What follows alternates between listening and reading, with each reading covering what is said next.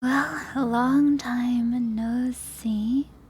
It sure has been a hot second since I was last on stream. However, I did say that we would finish Katawa Shoujo at some point, and we just never got around to it. I'm very, very sorry. Golly. Oh, let's shuffle down a little bit more. I am a wiggling. Hello, hello. We are just going to do our best to make it through the Shizune route, and I will catch you up on my lengthy absence another time. Yes, so goal is to power through the rest of her route. I don't know how long it'll take, but let's do it. Alrighty, so our return trip to the school keeps getting delayed in one way or another. Shizune and Misha come back so late that there's no use even leaving, and we end up staying another day. So, the catch-up for what has happened so far is after a steamy experience with our best girl, Shizune, something has been going on. The morning after, we miss the train by a single minute, and then the next two don't arrive. We missed the fourth train because I wandered off to get a drink in the meantime. Shizune wasn't very happy about that. By the time I finally get back to my room, I feel so tired even though I spent most of the ride back sleeping. I can't say it's only because of today. It seems like a familiar symptom of traveling. It's not the first time it's happened. If no one has beaten me to it, I could do a thesis on it. Maybe get in a medical journal. Returning from a trip syndrome. Not very creative. I fall asleep before I can think of a better name. A loud knock on my door wakes me up. Only a few hours into my nap. I'm annoyed because I'd just been in the middle of a dream that I can't remember, having been woken up in the middle of it. But I'm sure it was a good one.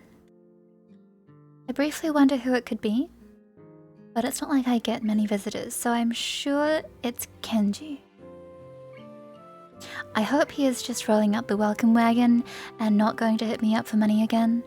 If that was the case, I'd be almost touched.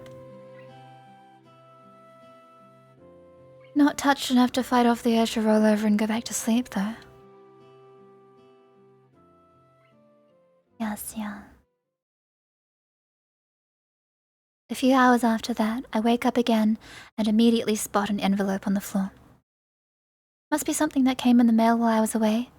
That's Shizune and Misha's department, so I wonder if they dropped by to give it to me. Or maybe someone filled in for them in their absence and told Kenji to pass it along. When I pick it up, any remnants of sleepiness in me instantly vanish. This says his name, by the way. Even if the name of the sender wasn't on it, I would have known whom it was by looking at the envelope itself, realizing why it looked so familiar, by recognizing the delicate handwriting addressing it. It's from Iwanako. At first, I can't believe it, but it wouldn't be too hard for her to track me down if she wanted to. Of course, I hadn't thought that she would want to. She was maybe my girlfriend for all of 5 seconds. After that, we barely spoke to each other. It would be too easy to put this letter away somewhere and forget about it. A part of me wants to do that, or throw it away unread. Why I want to do these things, I don't know. It would be easy to do them. Easier than to read it. That is very neat handwriting. Slitting the envelope open with the tip of a pen, I'm surprised by the length of the letter that spills out. Dear Hisao, how are you? I hope you're well and happy at your new school. Everyone here misses you. Almost all of our second year class got put together in class 3-1 for the final year, so we are pretty comfortable right from the beginning of the year. I'm sure you would have been assigned to this class as well. The mood among the third year seems to be very anxious about the final exams, even though they're so far away. The teachers are badgering us about it all the time. Even old Mr. Tachibana, who is, by the way, our homeroom teacher this year. Would you believe it? I was sure that he'd retire after our second year, but here he is, nagging everyone about studying for exams. I think things like that are the main reason why the mood among the third years is so nervous. I must admit that I'm somehow losing confidence in myself as well, even though I've always fared reasonably well in exams. The small talk makes me feel nostalgic. It's almost like I'm in the hospital again. Every now and then, Iwanako would drop by and give me the gist of what was going on in a class that, even then, I had an inkling that I would never return to. It's so weird to think that we're already seniors, isn't it? Time has really flown past. I wonder where it went. The new first years seem so young and somehow really innocent. I keep wondering if I was like them in my first year.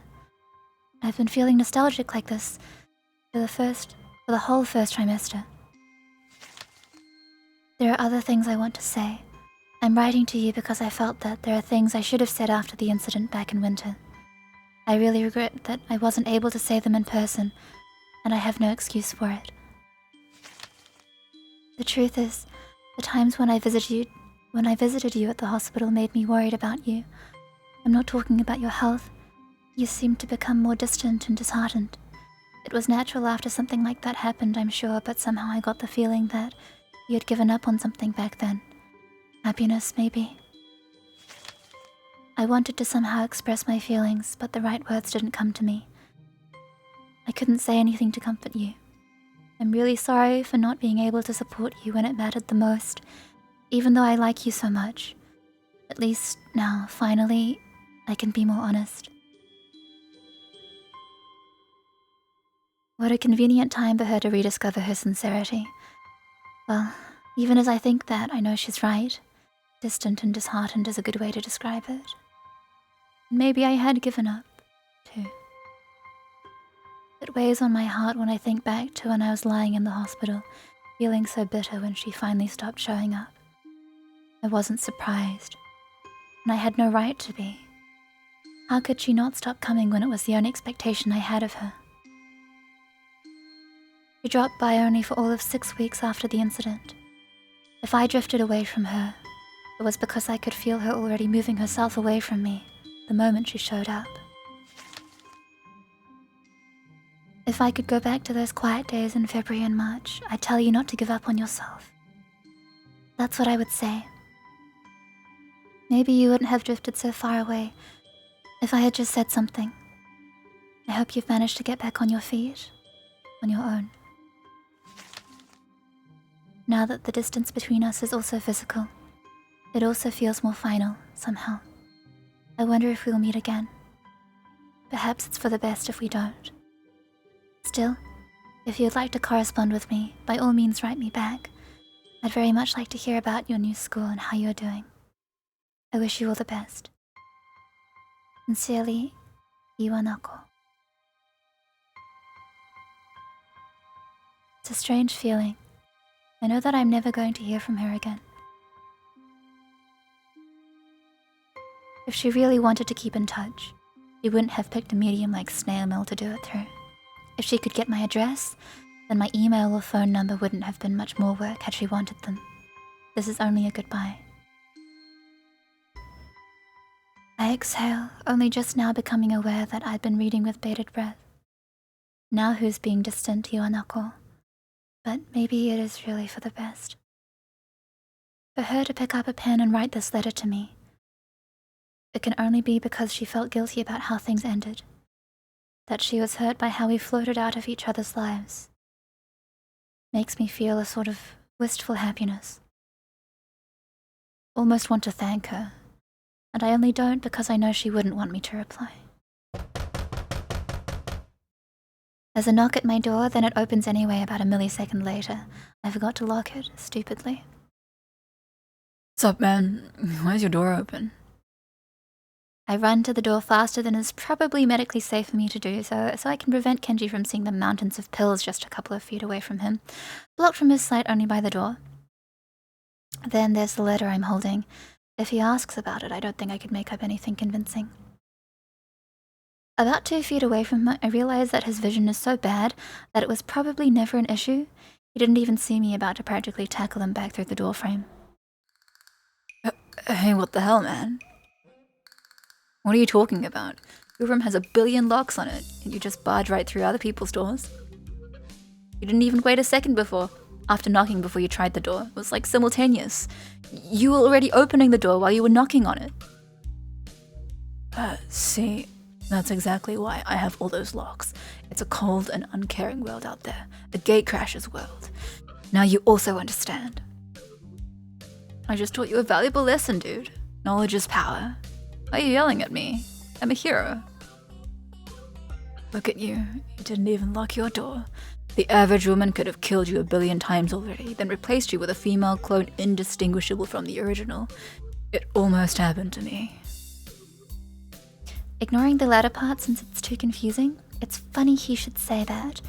He was unable to stop me from tackling him head-on, yet apparently a woman could have killed me a billion times.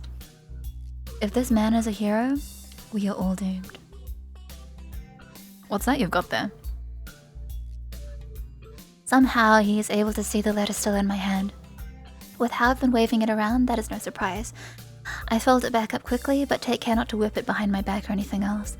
That would be too suspicious. It seems like I'm jumpier than I thought about Iwanako writing to me. I got a letter. Oh, yeah, I put that there. I was sleeping, then I woke up because I heard explosions. I put on my helmet and then peeked outside to see what was going on, but it was just that student councilwoman banging on your door.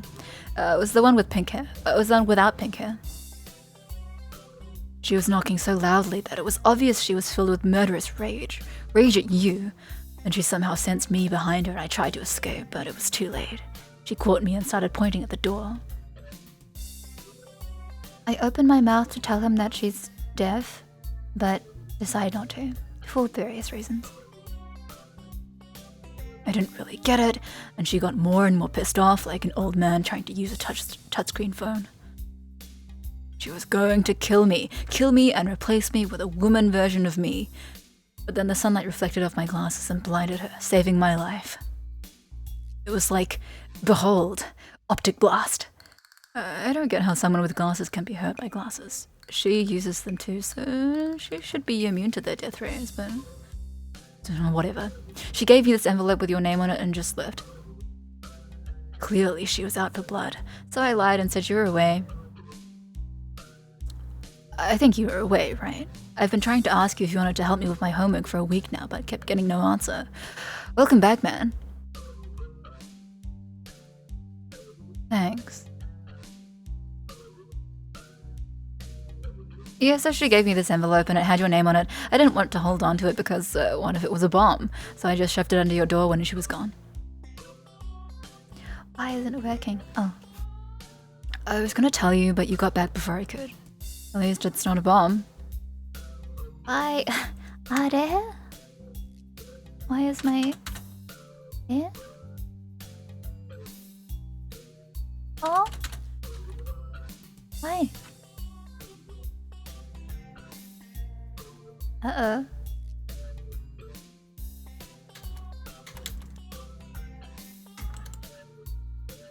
Hold on.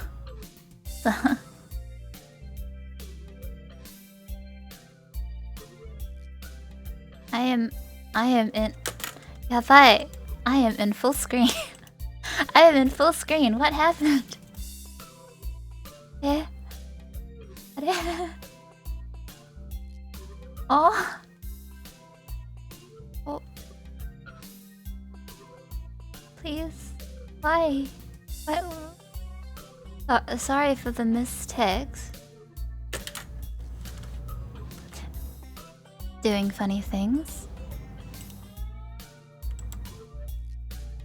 Sorry about that. He looks devastated and also like he's considering the possibility that it really could be a bomb. I guess it is possible since no one really uses their math book all that much. I throw the letter on the dresser behind me and turn to leave, swinging the door shut behind me as I do.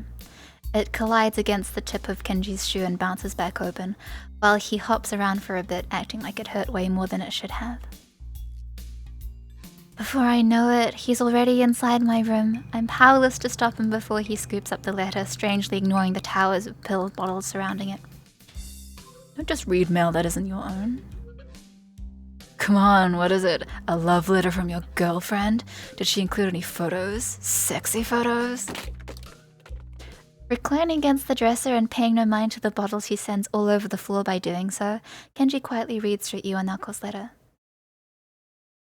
The process takes seemingly forever, and with how close he holds it up to his face, makes it look like he's trying to eat it. Who's Iwanako? My ex-girlfriend. Ex-girlfriend, huh? This is the breakup letter then. We thought they were a myth. No, I guess it is, but really she's been my ex-girlfriend for a while. Anyway, I think I'm already over it. Kenji gives a thumbs up, clearly relieved that I'm not going to take this into an awkward direction, even although I almost want to since I told him not to read it. Yeah, that's a good attitude. It's alright. I had a bad breakup too, but you can't let it get you down. I mean, just look at me. But hey, she wrote you a letter. Maybe she wants to get back together, huh? It says right here, write her back. You should do it. Is she cute? For a guy who thinks feminists are working to enslave men everywhere, he really is interested in cute girls. I have a girlfriend. Besides, look at the context. She doesn't want me to write back. Just because it's what it says, that isn't what she means. But that's what she wrote. This rockfish kid chick totally still wants you. It even says it right here. I read it. I know what it says. I told you have to look at the context. She said I drifted away from her and everything there shows she accepted that. I think the reason she wrote to me is that she just wants to, I guess, part amicably. But we're done. She doesn't want to get back together or whatever you're thinking. As I think about it more, it sounds to me like I'm just trying to make excuses for myself. It's not a good place to be. I'm positive that she doesn't want me to write her back. I can live with that. If I were to write her back and get a less than desirable response or no response, then I would just be crushed. Perhaps the fear of that is why I'm trying to justify my decision. It could be, but I don't want to think about it. The thought is oddly repulsive. Why is this such a big deal to you anyway? Because you should write back to her. She wants you to. I want to see what the response is going to be. Damn, it doesn't even have to be a nice letter. That's cool too, but you could write an angry letter and call her out. That's my new attack strategy. I'm just gonna call women out. You should try it. Even if she wrote me a letter, you have to understand what that means. Writing someone a letter is different now. It's not something you just do. Not in this kind of situation. You can pick up your phone and call someone across the world in an instant and talk to them almost as if they were there with you, or send them an email. They'll be notified instantly that they got it and can reply back just like that. A letter can be a personal thing, but she wanted to keep me at an arm's distance. It's not like I can pop over there and visit her. If I had her number, I could call her, or if I had her mail, I could mail her. If she really wanted to hear back from me, she would have dropped one of those in there. I feel silly for continuously reassuring myself that I'm not fazed by Iwanako writing to me when it's so obvious that I am. It could be like a gradual thing for her. She might be too shy to pull you up. I remember my girlfriend would always send me text messages because she was so shy. It was annoying as hell, man. I didn't really give a damn about phones, so I didn't have the thing, and it turns out I had to pay for every single one, but I don't like phones, so I couldn't even call her back to tell her to cut that out. I did it anyway, though. I called her out. I even used a phone. It was literally a call-out. Guess it was. Even if he's right, it means that Iwanako still wants to keep her distance from me. She's not ready to chat with me comfortably. Why? Am I some kind of freak? I'm not reassured by her actions anyway in that case. Maybe I am overthinking it, but I just don't know. Kenji can't think of anything to say to that, and the silence that follows is so awkward and thick that I start to count the seconds until he makes up a reason to leave and excuses himself. I miss her. Your ex? Yeah. Even if she was insane, it was nice being with her. My back hurts. If she was still around, I could tell her to massage it. I don't know how to use an oven either. I miss baked food. We'd go bowling in the hallway sometimes. I miss that too. I had to bowl all by myself during that last festival. You bowl in the hallway? You're going to hit someone. I used to say that all the time. Kenji sighs nostalgically, clearly not appreciating just how badly someone can get hurt by slipping on a bowling pin. Apparently neither did his girlfriend since she bowled with him. What a strange definition of love, but I guess it's something. Maybe you should write her a letter. If she writes back, you can get married. Married? No. Okay, fine. But why not? You clearly like her, even though you hate women. Feminists, not women. Feminists. There's a difference. There are non-feminist women. Damn, your discrimination is incredible. Correlation doesn't equal causation. Even if she is insane and a woman, it doesn't mean that she's a feminist insane woman. It's like how the absence of evidence isn't the evidence of absence. If it's true, then by the relative property, the presence of evidence doesn't equal the evidence of presence. Actually, I think it is, and I don't think it's called the relative property. No, shut up. It's mathematics. Are you saying math is wrong? I think he is wrong. So even Kenji has someone that he likes. I'm tempted to ask why he and his ex broke up or to dig for more information in general, but I shouldn't.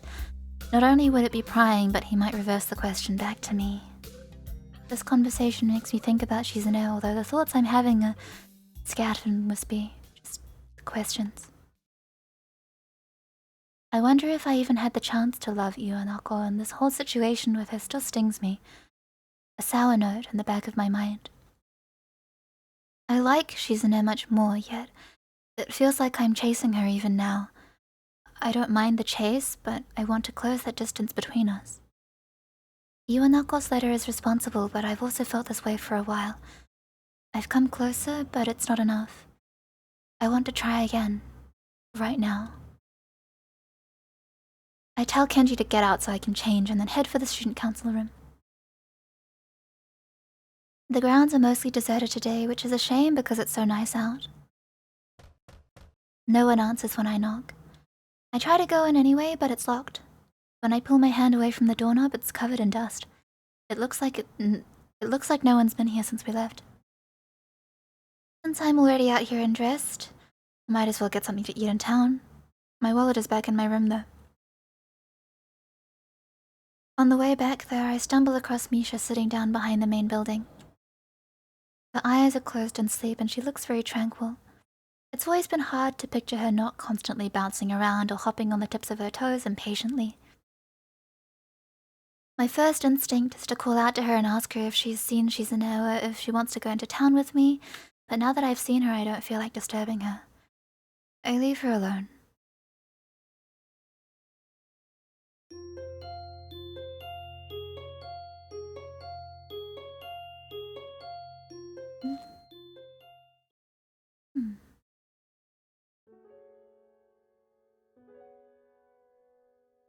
For the first few days after I was back, I almost forgot that I was in the student council.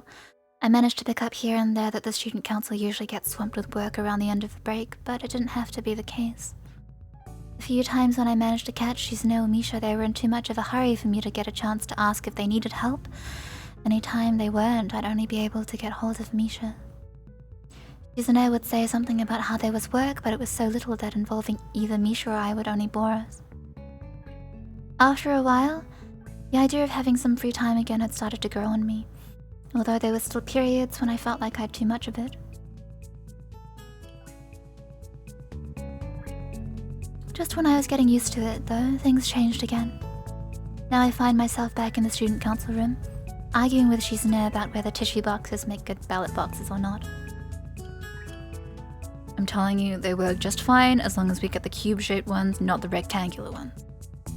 Misha, can you sign that to her? I've kind of got my hands full. Oh, on second thought, just forget it.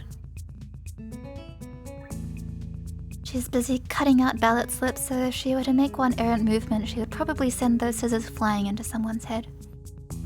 I drop the box of poster paints I'm carrying onto my little table in the student council room and cough as a wave of dust hits me in the face. It really has been a while. Do you think we should change the size of the ballot slips? What? But Shi-chan, I already cut out so many of them. We can make them smaller. It will be more efficient.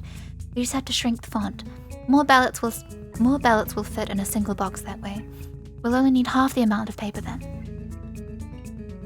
The format for voting can be changed. It could be more like a real election, then we might be able to get away with buying less boxes. With the money left over, we can get a pizza, or maybe Chinese, or a cake, or 3 bowls of the new ramen bowl I want to try. Shizune excitedly rubs a finger along the frame of her glasses as she ponders more ways to cut even a half yen off spending off of our budget. Since I think she's the only one who even knows what our budget is, I'm scared to ask just how tiny it is for her to have to do this. What about all the ballot slips Misha already cut out? No, don't worry. I can make them into memo pads and sell them in the school store. Shi-chan, they don't look very cute though. Shizune seems to disagree.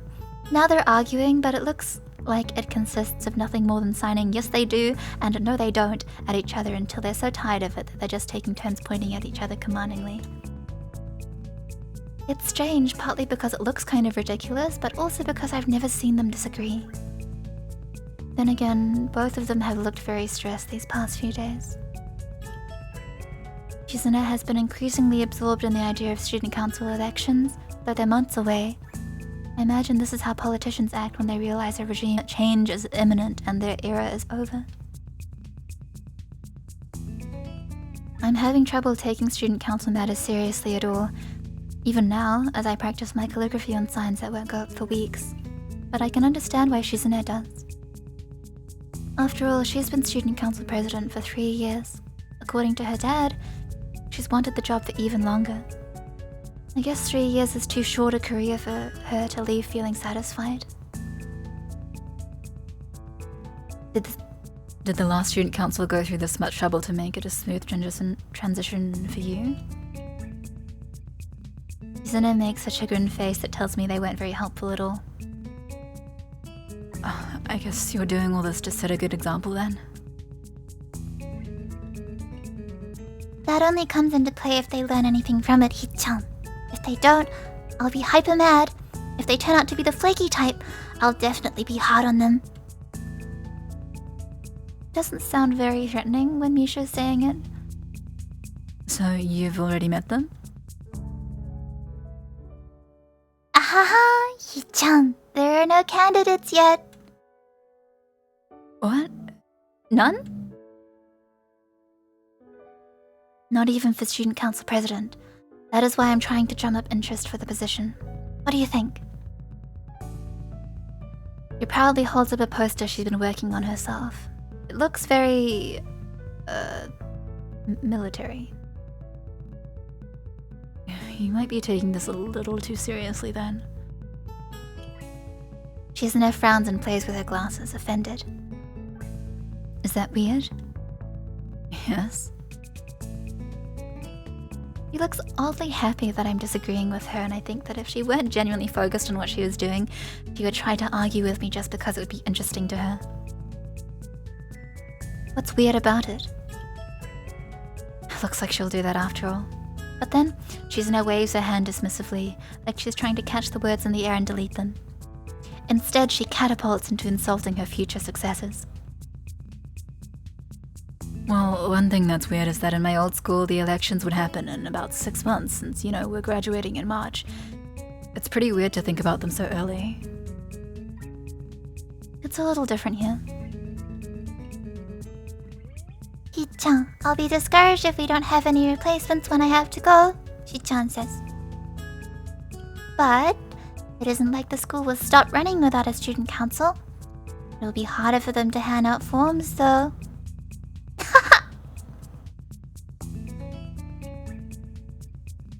Shizune isn't laughing, however.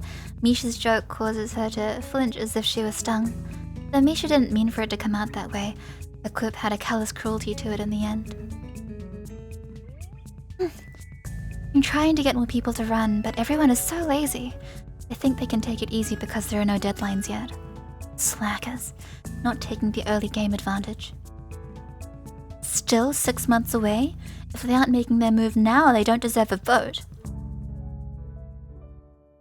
Do they really think that it's such an easy job that they can do everything at the last minute and just coast into the role? Insulting. Really, really. They're going to be eaten alive once they have to sit at this tiny desk and see just how much work they have to do. If this were a real election, they would be in deep trouble. I was reading about Japanese campaigning laws the other day. Only the bad ones, for some reason. For some reason. For a second, Shizune was talking like her father there and it was coming out of Misha's mouth. Creepy. Well, first off, Shadow Shogun, you can't make that call. They'll be elected.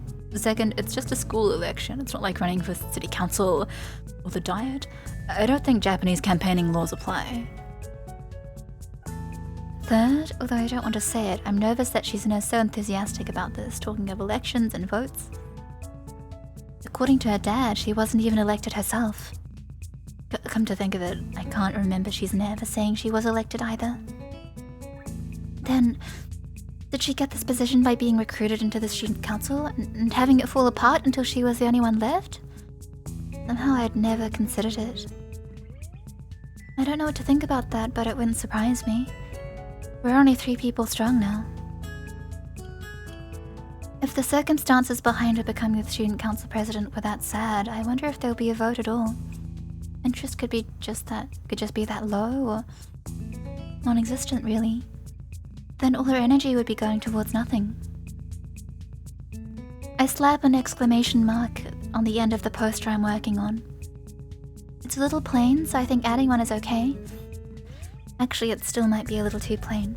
I make the mark twice as large. I still say you need to slow down. If this stuff isn't going to be relevant for months, maybe you're working a little too hard on it. That's what I think. You're worrying too much. I don't know how to sign the word relevant.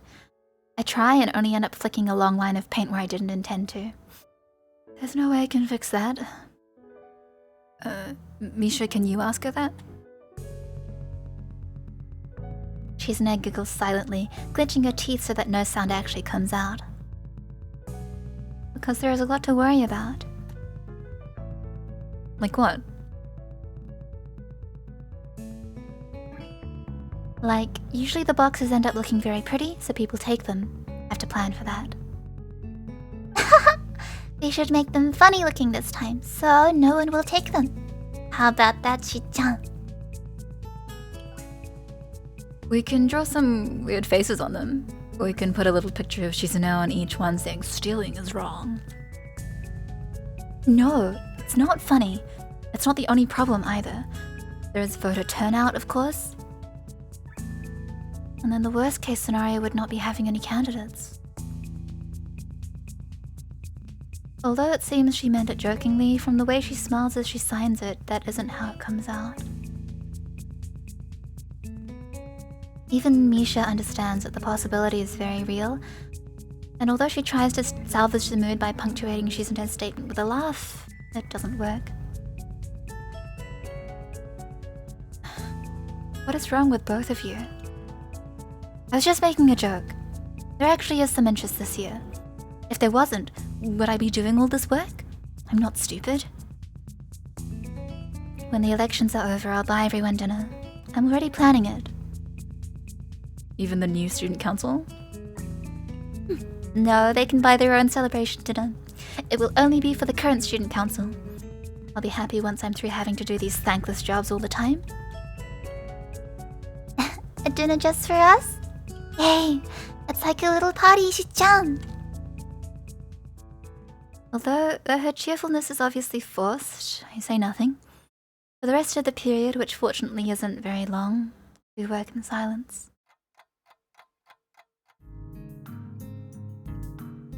After classes, I find the student council room locked.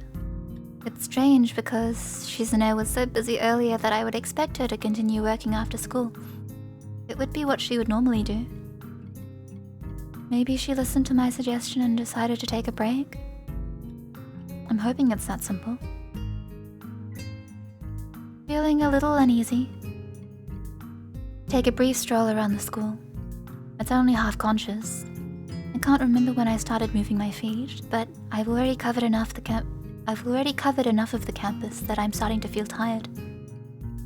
Not that that means anything now. Just a short stroll around the school grounds and I'm already winded. Really pathetic. Before I know it, I'm back in front of the student council office. There's someone else too this time. Hi, Hi-chan. It's locked. Seeing a can of lemonade in her hand, I reflexively start looking for a vending machine nearby. So thirsty. I know that, Hi-chan. Hi-chan is somewhere else, I guess. Weird. We aren't stuck together, Hi-chan. Misha takes a long drink from her lemonade, eventually just tipping it over and pouring the rest into her mouth. I feel like I'm being mocked. You want one, Hi-chan? No, it's okay. I can't just take someone else's drink. That's rude. Besides, you're making fun of me, aren't you? I just saw you inhale all of that. I have another one in my bag. I was prepared. See? See? I'm just like Shi-chan. She's a little too prepared. It's good some of that is rubbing off on you anyway. After what, 2 years? The way she stares at me as I drink is a little concerning, but I'm too grateful to care much about it. You and Shizune always end up treating me to something. It's starting to embarrass me. Really, Hi-chan? Buy me lunch sometime then, okay? Then, we'll be even. Oh, well, it's funny you should say that. I was gonna ask if you wanted to eat in town. Yeah. I'm really hungry today, Hi-chan. Thanks. Yesterday. I was going to ask her yesterday. Misha cuts me off before I can finish the sentence, and I can't even find an opening to correct her as she dashes enthusiastically around me, laughing, her arms flapping excitedly at her sides.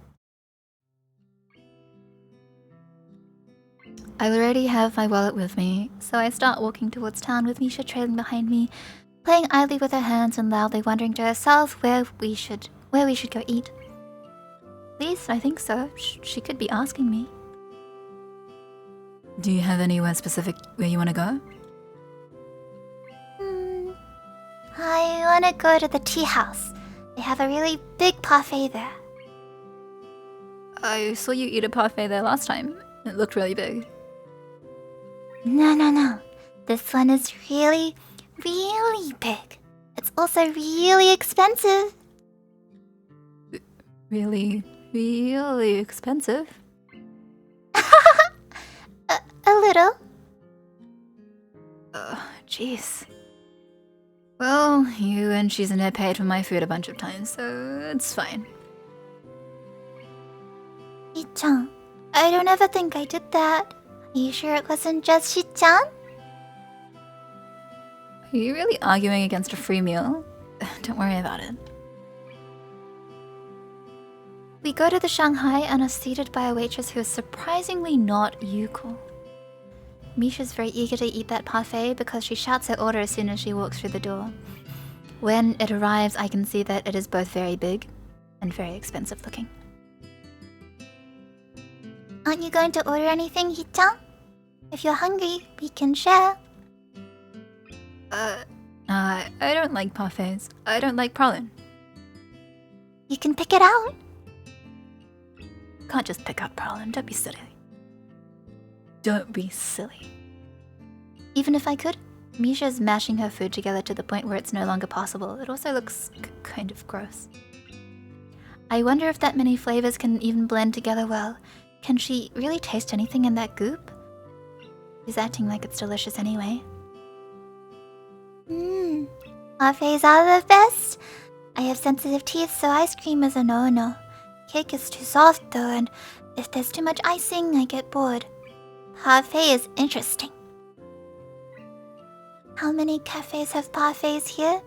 I think 10. I tried them all. I like this one the best. It has a little flan.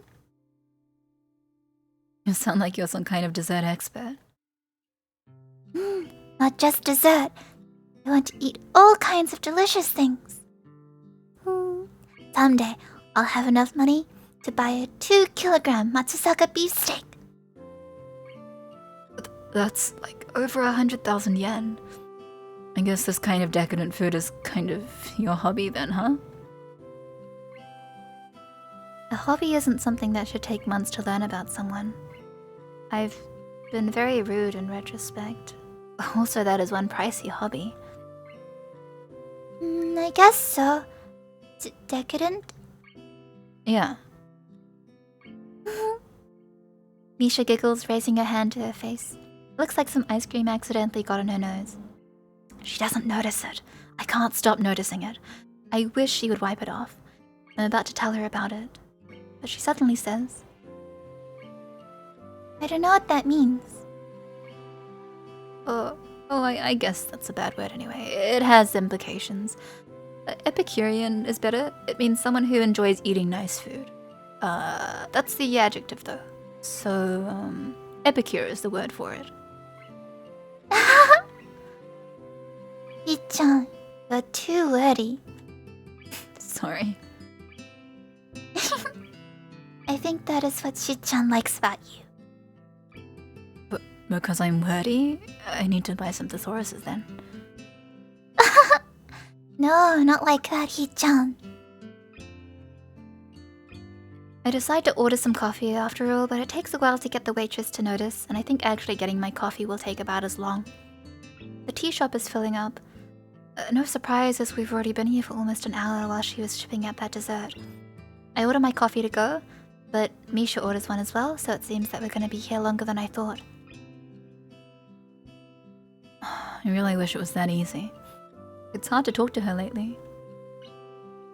Shi-chan's been busy because of the elections.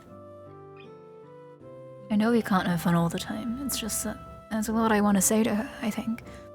I always screw up when the time comes though, and I don't even have the time now. Because of the elections. They're not for a while though. Shi-chan, do you think that Shi-chan is avoiding you? Misha sounds angry. That's to be expected, but I don't feel that way at all. No. Is that so? The dreamy way in which she says it makes me think that Misha is disappointed with my answer. In that case, it could be how she feels. I'm uneasy asking such a question, but I trust Misha would answer it honestly. Otherwise, I wouldn't even dream of it. Do you? No, of course not, Shi-chan. But it's frustrating sometimes. Shi-chan has so much energy and is always trying to make people feel as excited about things as she is.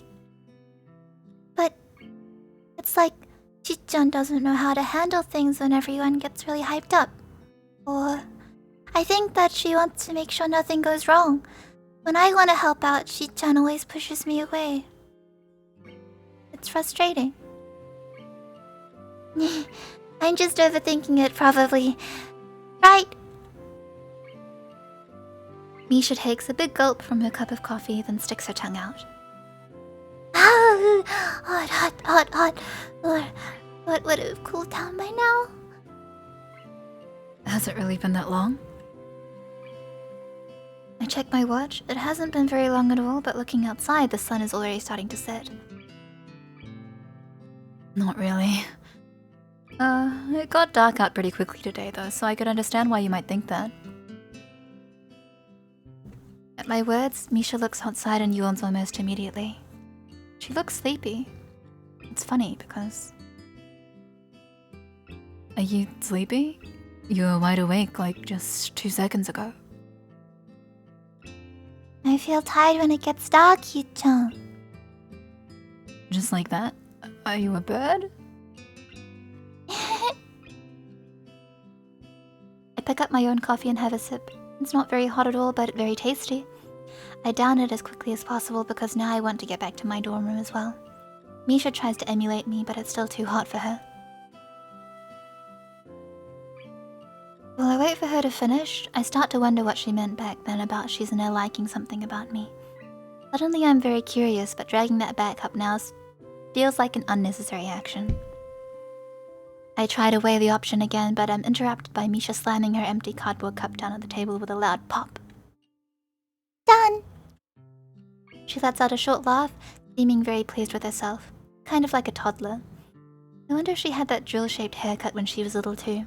Or was it something more like a current look? Would make more sense. Guess we should head back then. I can't see the waitress. Try not to fall asleep while I pay for the sundae, okay? Not a sundae, it's a parfait, Hi-chan.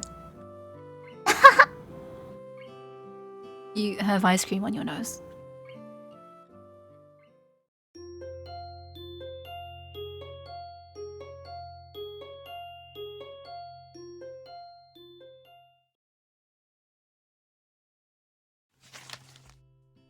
In class the next afternoon, I'm 2 problems into a math logic worksheet when a folded up piece of paper hits me in the head.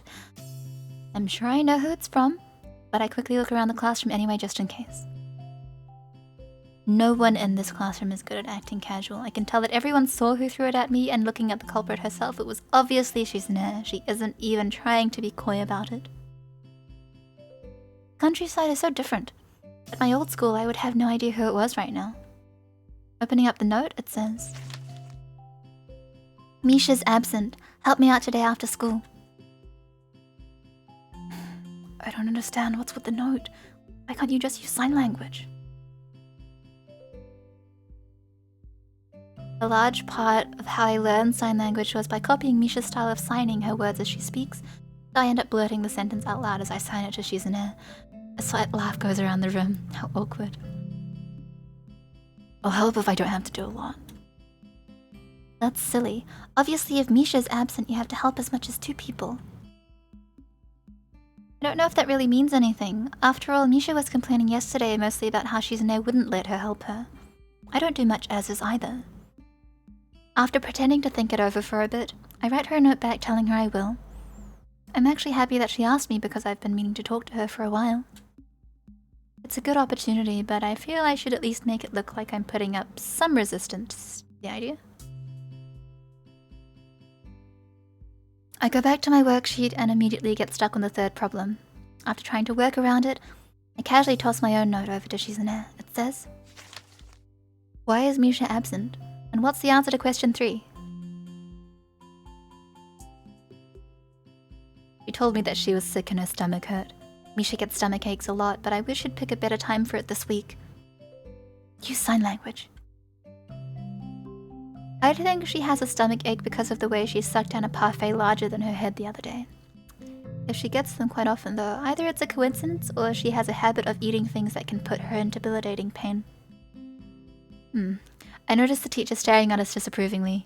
I don't blame him. We're talking in class and with sign language in quite a visible and distracting way. I try clearing my throat to back out of our conversation, but Shizune doesn't get the hint. Well, obviously. Before I try to get the message across again with my hands, however, I can see Shizune notices what's up. She just doesn't care. Do you still want to know the question? Do you still want to know the answer to question 3? I will tell you, but you have to give me the answer to question. Have to give me the answer to question 25. Hey, I was just thinking about how a teacher who didn't know sign language could think we were abusing it and using it to cheat. He would assume the worst. I can't believe you're actually doing that. And I'm not up to 25. You wanted to know what the answer to 3 was. You asked first. Hypocrite. You're the student council president. You can't cheat. I don't have time for this, and I think I'm trying the teacher's patience to the breaking point. I'd like to continue taking pot shots at her while working on the math problems in front of me, but it would take at least 2 extra hands. Shizune is a bit more creative and gets around this limitation by using long, semi-broken strings of simpler words. I take a couple mental notes in between and being dizzied by a couple of particularly long equations.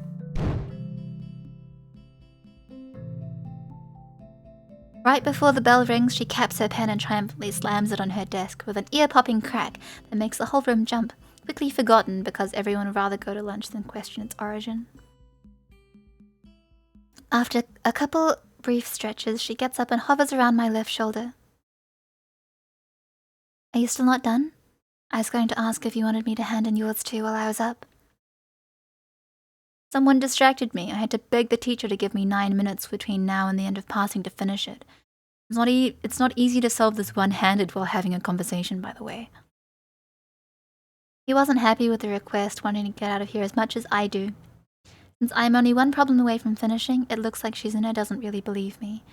The second that I'm done handing it in, I find myself being dragged to the student council room. It's eerily and annoyingly clean. I can't find what I was working on yesterday. Where is everything? I did some cleaning.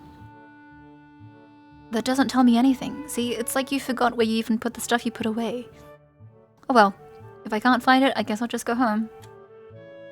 It's in the drawer right there. Shizune sulks as I pull out the posters I was working on, then shuffle them around a little since she stacked them by color. It's not that I'm taunting her, I just have my own system. Although I doubt she would believe me if I were to tell her. I like it when things are a little messy. It's more natural. And a time saver. It's all right where I left it, and I don't have to go looking through shelves just to find what I was working on yesterday. Lazy.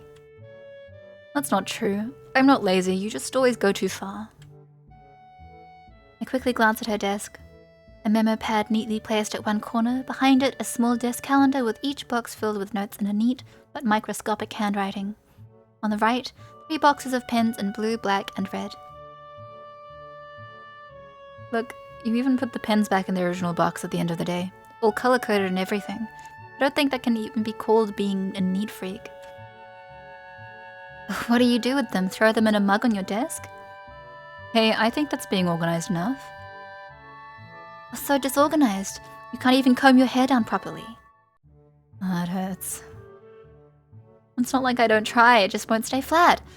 I pick up a box of pens and quickly pop it open to see if she also puts them in so that they're all facing the same direction. She understands what I'm thinking and doesn't look very amused. It turns out that the box wasn't closed properly on the bottom, and as soon as I pick it up, they immediately pour out of it like a waterfall. My fault. I'll get them, don't worry.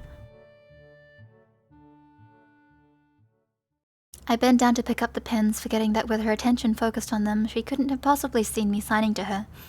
Shizune's head bumps into my chest, not very hard, but it imbalances me enough to make me fall over. I laugh it off and expect her to do the same. When she stiffens and backs away from me instead, a feeling of dread begins to creep over me. That is a weird reaction. I start to think about why she would have such a strange reaction. It's pretty obvious. She just bumped headfirst into someone with a heart condition. Shizune would know that I have one, having seen the rows and rows of pills lining the edge of my dresser. At the very least, she would know I have something severe enough to require that much medication, but not visible at a glance. So she's treating me like I'm made of glass. For her, it's the natural way to react. I haven't forgotten how she freaked out back when Emmy knocked into me. Why would it be any different for her? I'm sure she is remembering that right now. I can see it on her face. She looks angry at herself. It would be a good opportunity to bring up that time. Even though I don't want to drag that back up, it would be a good idea too. It would clear the air. Still, I'm afraid. Partly because as I imagine having to draw her attention from the floor, and having to sign what kind of a cripple I am to her one gesture at a time, the idea begins to seem more and more depressing. Taking a seat, I decide to just try and finish up these posters to get my mind off of it. There are some that I don't remember making. From the wall-to-wall text and ultra-neat handwriting, I can tell Shizune must have done these. That means the remainder must have been done by Misha. They're a lot more visual, with cute little stylized pictures of us on them. I don't know how I feel about us being used as a mascot character, but I'm not really thrilled by it.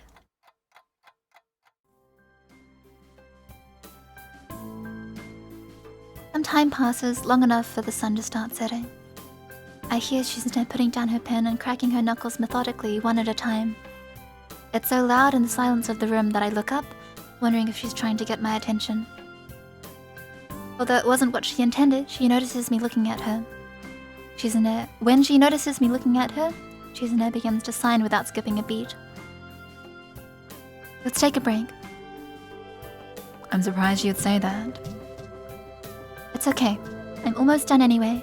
And I'm hungry. Aren't you? A little. I'm really hungry. We could order something. I was thinking of you. I already have something to eat. Where? She produces a cinnamon bun from under her desk, raising it to head level slowly, like a magician levitating a rock.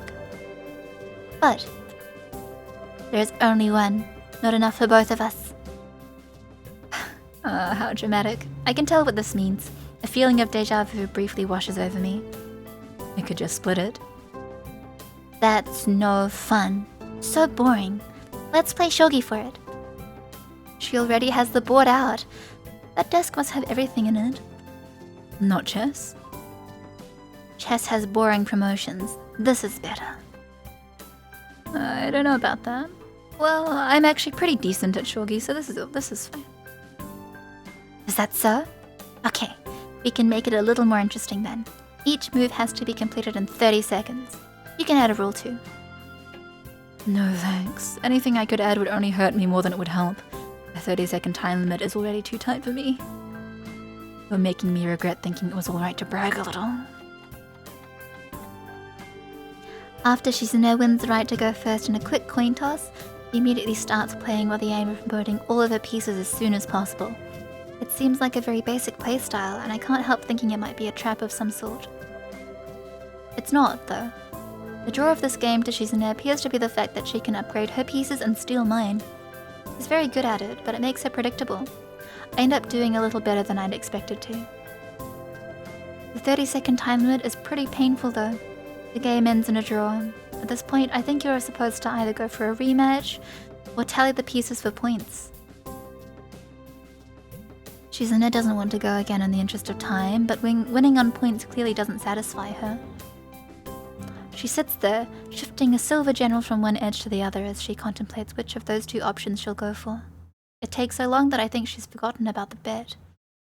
Eventually, she stops fiddling with the shogi piece and puts it down. Is Misha angry at me? That really came out of nowhere.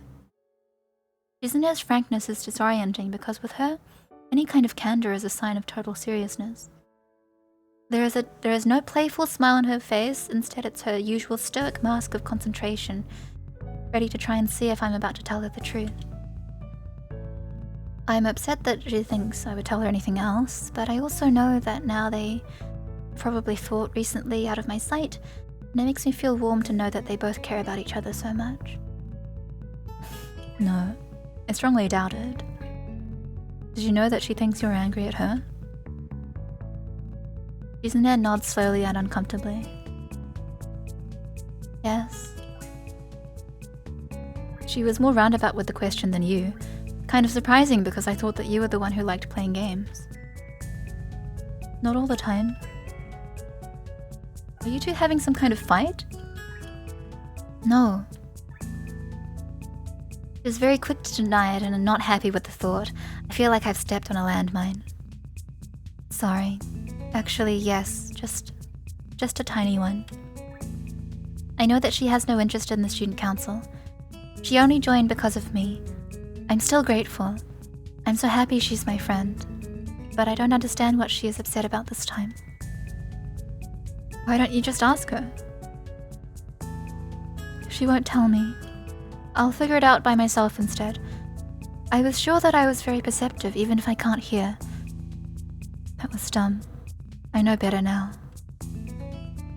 It is probably something that is my fault. Shizune doesn't elaborate further on what it could have been. I'm sure that it is because she does not fully understand the situation herself. It's odd to think that Shizune, usually so sure of everything, could be scared by a little argument with a friend. But the more I think about it, the more it makes sense. They're a lot closer to each other than normal friends, and Shizune is pretty isolated from other people in a way. The fact that she is deaf is no small part of it. But I get the feeling that she uses Misha as a buffer between other people of her own will, not just because it's been forced onto her. She can communicate well enough with her little pad. She just hates it. After such a long time of talking through another person, I guess you start to lose touch. It seems unavoidable. It isn't such a far-out idea to think that she isn't that great with people.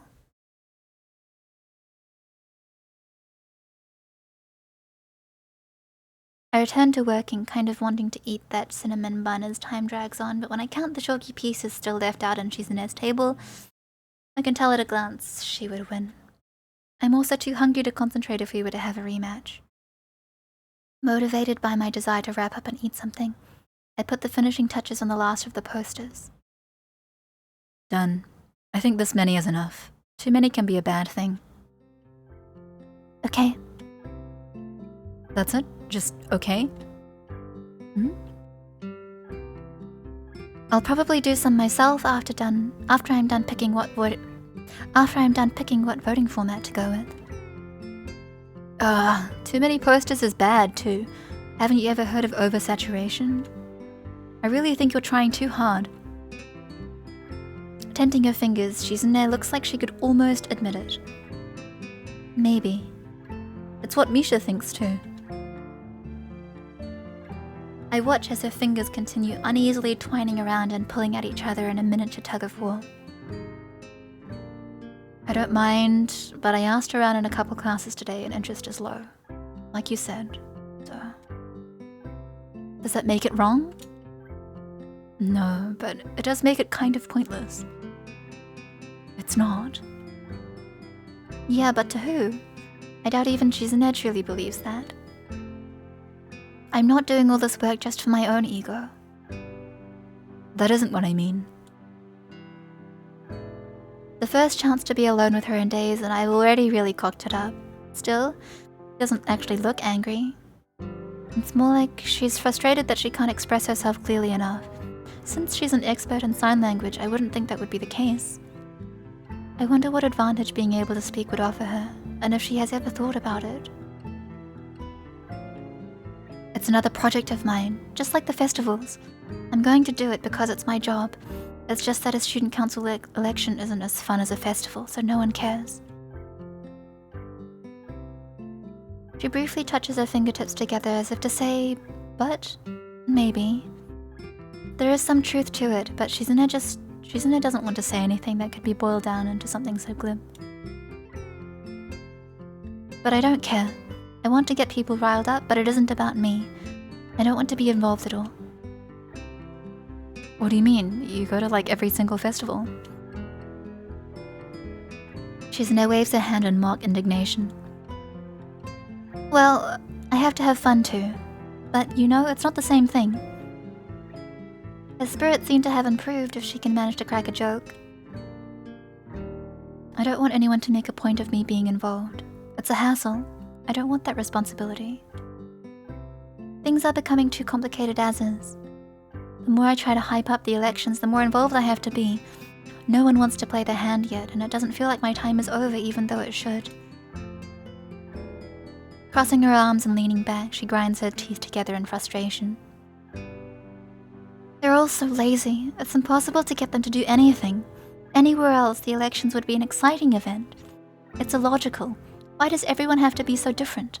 If only there was some way to punish them. Like chaining the school to their desks. Voting is mandatory. If you don't vote, you get whipped. Terrifying. I wonder how hypocritical it would be if I were to stay in bed on election day with the flu and a cold and strep throat and a sprained ankle. You should put yourself in one of those. Not as punishment. Don't misunderstand. I hold up one of Misha's posters. Like this. It's kind of a neat idea. Misha was onto something. It's a lot cuter than just text. I think you'd like it. Having cute mascots would drum up some excitement. Maybe if it's just Misha. Why not me? Someone told me that the school has slightly more girls than boys. You have to cater to that demographic too. Shizune giggles, audibly this time. I am surprised, and when she sees my face, so is she. Her face flushes pink, embarrassed to have let out a sound, which is really confusing, to say the least. Why don't you put yourself on it? She just waves my question away. It's troublesome. What do you mean troublesome? Everyone knows that you're in the student council. My stomach growls, making me realize that I'm hungrier than I'd thought. Shizune uses the moment to deflect my question by changing the subject. Is something wrong?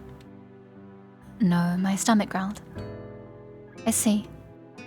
She looks at the forgotten pastry on her desk, then frowns, finding it inadequate for 2 people. Let's go to the Shanghai if you are that hungry. It might be a little busy this late, but Yuko's working there today. We'll definitely get a table.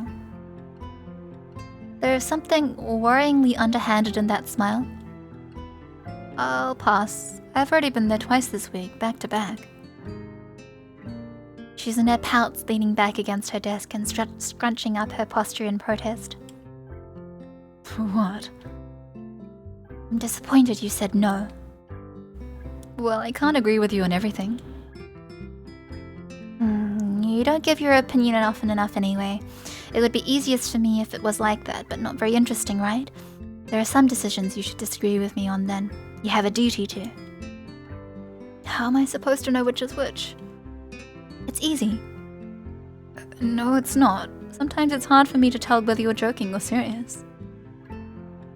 Although since she communicates entirely in sign language, that would seem pretty obvious. I wouldn't say that's all there is to it, though. I remember when I had my heart attack, you and Uncle wouldn't stop talking at first. Eventually I wished that she would just shut up. Or I would have if I hadn't been happy to have any kind of company at all. Gradually, I stopped being so grateful. When we first talked, I felt like it was nothing more than ritualized exchanges of politeness. You and Uncle tried extremely hard to obfuscate how she felt, which was that I was hopeless. In the end, her outer behavior matched her inner feelings. For that reason, I was able to accept it when one day she stopped showing up. I was no longer surprised by the time it happened. Even though she considered herself a master at hiding her feelings, I was not surprised. I've heard that games like shogi and chess can tell you a lot about a person.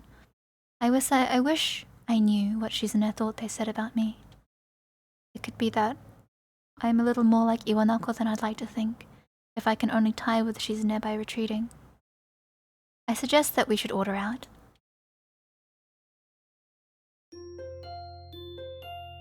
I am incredibly tongue-tied today. Yabai. I don't know why reading in this game is so hard. The next day I woke up to my usual vending machine at lunch only to find that it's out of my favorite drink. Secreted so far away from most of the classrooms between a storeroom and the library, it's like no one knew about it. I'd expected a vending machine so close to the library to be booming with customers, but then again, the library is empty most of the time, and anyone who goes there is only doing it to look for stuff to pad a paper with. No one stays there longer than they absolutely have to. For the past month, it's been working out in my favor, but the trade-off with the vending machine no one knows about is that it's never restocked. Settling for a can of orange soda, I decide on drinking it here instead of waiting until I get to the cafeteria, when the library door opens next to me. Ah! I've been looking for you. Yuko seems to be acting a lot more assertive than usual today, although it isn't enough to keep her from going back to mumbling immediately afterwards. Return your books, please. I mean, the library's books. The books you checked out are really overdue. Some of them are on waiting lists. Oops. I forgot. I keep checking out new ones and then forget to return the old ones. That happens to me all the time at the university library. It's so embarrassing. Did I send someone to try and get you to bring them back? No. The university library is bigger. They don't notice if I happen to borrow something longer than normal. It's convenient because their policy on keeping the books too long is really strict. Stricter than here. I like how, despite what she said, Yuko has no problem with borrowing books for longer than she is supposed to anyway. It makes being so on top of my own lateness a little hypocritical. It takes a thief, I guess. Catching on to the meaning of her words around the same time I do, Yuko clams up and starts backpedaling furiously. That's different from this situation. It's totally different. Yuko stares at her nails for a second as if she really wants to bite them, but is too self-conscious to do so. For instance, how long it's been. You checked out some of these books months ago, you saw. Sorry, it's just that other people want to read them too. If you're a slow reader, that's okay though. No, it's a total screw-up on my part. To be honest, I haven't even read some of them. I shouldn't keep taking out books when I have a backlog. That's not good. Yeah, it really isn't. Now I'm starting to copy her habit of trailing off quietly. Her awkwardness is very contagious for some reason. That said, I'm surprised. Yuko seems almost normal today, although every now and then her waitressy, nervous tics keep popping back up. Come to think of it, she didn't act this way when I first met her. She was a little clumsy and neurotic, but it wasn't anywhere near this severe until Shizune, Misha, and I ran into her at the Shanghai. It could be that Yuko has a complex about having kids from the school seeing her waitressing. I guess it was a little odd for her to pick the closest cafe to the school to work in, then. In that case, maybe the place having so few customers could be considered a lucky break. Oh, well, I get it. I'll return them right after school. As soon as possible, please. Wait, can I ask you for one more thing? Sure, what is it? I have to go for a while, but I can't just leave the library empty. Sorry, but can I ask you to watch it while I'm gone? Just for a little bit. I'll be right back as soon as possible. You're in the student council, so I'm sure if you did it would be okay. Alright, I'll do it. Don't worry. Thank you. Yuko quickly slides forward as if she's so grateful she's about to give me a hug, but she stops 2 centimeters into it, which ultimately just makes the gesture look extremely confusing. I'm also surprised that she can control her momentum so well, since she seems kind of clumsy. Before I can say as much as you're welcome, she is already dashing off with the urgency of someone late to an appointment. That could be the case, but I wouldn't feel safe assuming so. It's Yuko, and she seems like the kind of person to treat everything that way. Now that I'm in the library, I feel a bit silly. I don't really know what I'm supposed to do. Should I sit down like I normally would and read? It probably would do, but it wouldn't meet Yuko's high standards. Maybe I should sit at the librarian's desk and give anyone who comes in a stern and analytical glare. I used Shizune's as a starting point and practiced it a couple of times in the mirrored surface of a pen. I think it looks pretty good. Frustratingly, no one comes in, so I give up on the idea quickly and decide to just go looking for Hanako instead. It's deserted. I think I see someone, but the second I blink, whoever it is gone. As soon as I return to Yuko's desk and crack open an interesting-looking book, a familiar person swings in front of me like a falling pendulum. Yo, librarian, I've been looking for you for like 10 minutes. What? It's you? Man, you must really get around, or the student council makes you get around. Those... dogs. Those... Kenji, bad mouth. Kenji, bad mouth. How could they? Slave drivers. You must be exaggerating because it took me 30 seconds to do a slow walk around the whole place. The thought is overridden by my surprise to see him. Where did you come from? What are you doing here? What, can't a guy go to the library now? I can't even go to the library without some young buck like you giving me the third degree over it. I see some girl coming in here all the time, but no one ever asks her what she's doing here. Is it because she reads and I don't? You must be talking about Hanako. Although I suppose they both avoid people, I want to tell him that reading is what you usually do in a library. So if he's not reading, whatever he's doing is bound to make him look way more suspicious than her. In the end, though, I'm too surprised by him practically appearing out of thin air. That doesn't tell me what you're doing here. I'm here because of you. His response makes me feel confused. Maybe I fell asleep and this is all some weird dream, and that this Kenji isn't real, but really my subconscious. Is he going to start giving me deep but vaguely worded advice now? Because of you, I got chased out of my dorm by feminists. Now I wander this library like a soldier without a country or a ghost. I should haunt you for ruining things for me. It's a shame. It would have been an interesting dream, but it seems like this is the real deal. Yeah, you had to start working with women and that brought them to my door. You remember that? You would since you were there. After that day, I knew they were on to me. I should have trusted my instincts, but I was young and stupid. That wasn't even a week ago. Then my dad called and said one of my letters hadn't been delivered. The post office couldn't have lost it, so it must have been intercepted. Information warfare. That's when I knew my secret hideout was compromised. Now I'm on the run, like a fugitive. It's code red. Dorm rooms aren't a secret. They put your name and number on a board right in the doorway. I know, I saw that. They're diabolical. Why not just put up a big Wild West wanted poster if they're gonna be like that? Wanted, dead or alive. Probably alive so they can clone me and or turn me into a grasshopper. Jumping without warning into the empty chair opposite me, Kenji takes out a cigarette and starts spinning it between his fingers. I've never seen him smoking before, so it must be for effect. I can't even live where I want to anymore. This is where it all begins. The tactical brilliance. I mean, once they're in your home, it's over like termites. If the feminist plan for dominance starts there, where the hell can we go? The only question is how they could take a page out of the termite playbook when women are naturally repelled by wood. You can never go home again. Is that how the saying goes? Man, I don't know about never. I was just there. I don't know anywhere else I can shower and get new clothes, and eat, and use the bathroom, and watch TV. I have to keep watching the news to keep informed.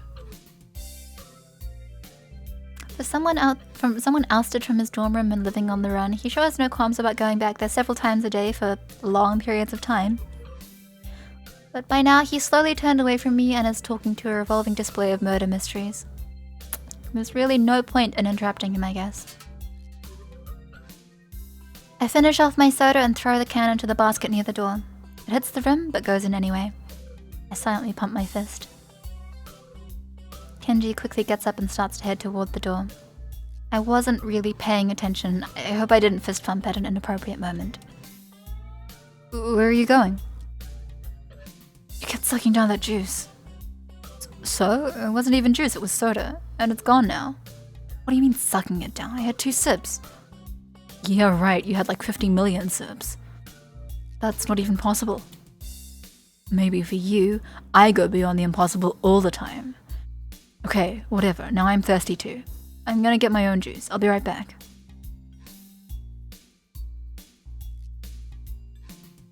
He does come almost right back, so quickly that I suspect he knows about my secret vending machine. I got you one too. I hope you like grape juice. We're even for the pizza now. Thanks. I want to tell him that I lent him nearly 10 times the cost of a can of grape juice, but that might make me seem petty. Unopposed, Kenji sits down and starts furiously drinking juice like a man with a vendetta against grapes. You know, it's a lucky break for me that I managed to run into you here, man.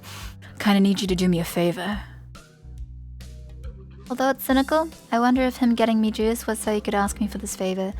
If so, it's very transparent and poorly timed. I doubt Kenji would think about something so deeply though. Just asking for things straight out is more his style. I need you to recommend me some books. But I thought you didn't read. How did you know? You told me. You said you think people discriminate against you because you don't read. Well, they do. And I do read. I read audiobooks because that's the way of the future. I have to read a book a month for literary studies though, and I found out that the school doesn't accept such classics as advanced cryptography. If I don't read a bunch of books, they're gonna fail me. I can't fail literary studies. That would make me illiterate. That would mean my mum was right. My mum can't be right. I just have to study literacy as much as possible. What about doing some extra credit? No thanks. It's bad enough I'm gonna have to carry around these stupid things now. He picks up a dictionary. Oh no. Kenji! Kenji Potter! What are you doing? He picks up a dictionary, flips through it, and places it on the murder mystery rack behind him.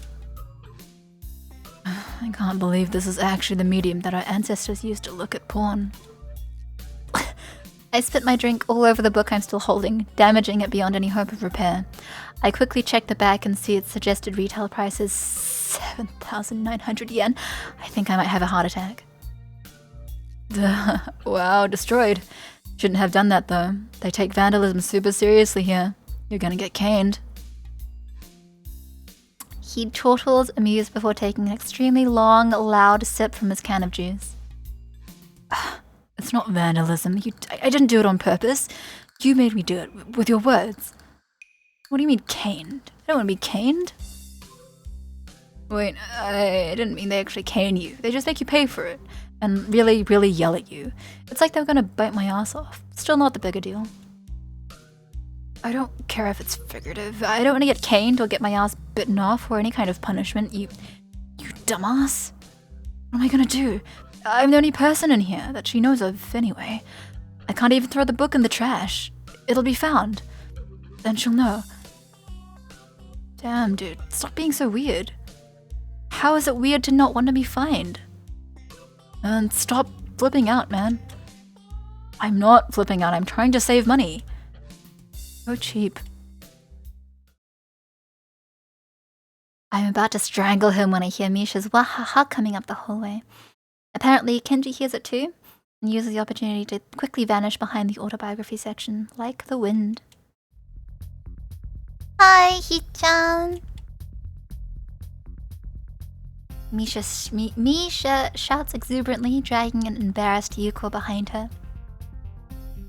Hichan, were you talking to yourself? On one hand, saying yes could make me look kind of crazy. On the other hand, if I blow Kenji's cover, he might go off and make me look crazy by association. Yes.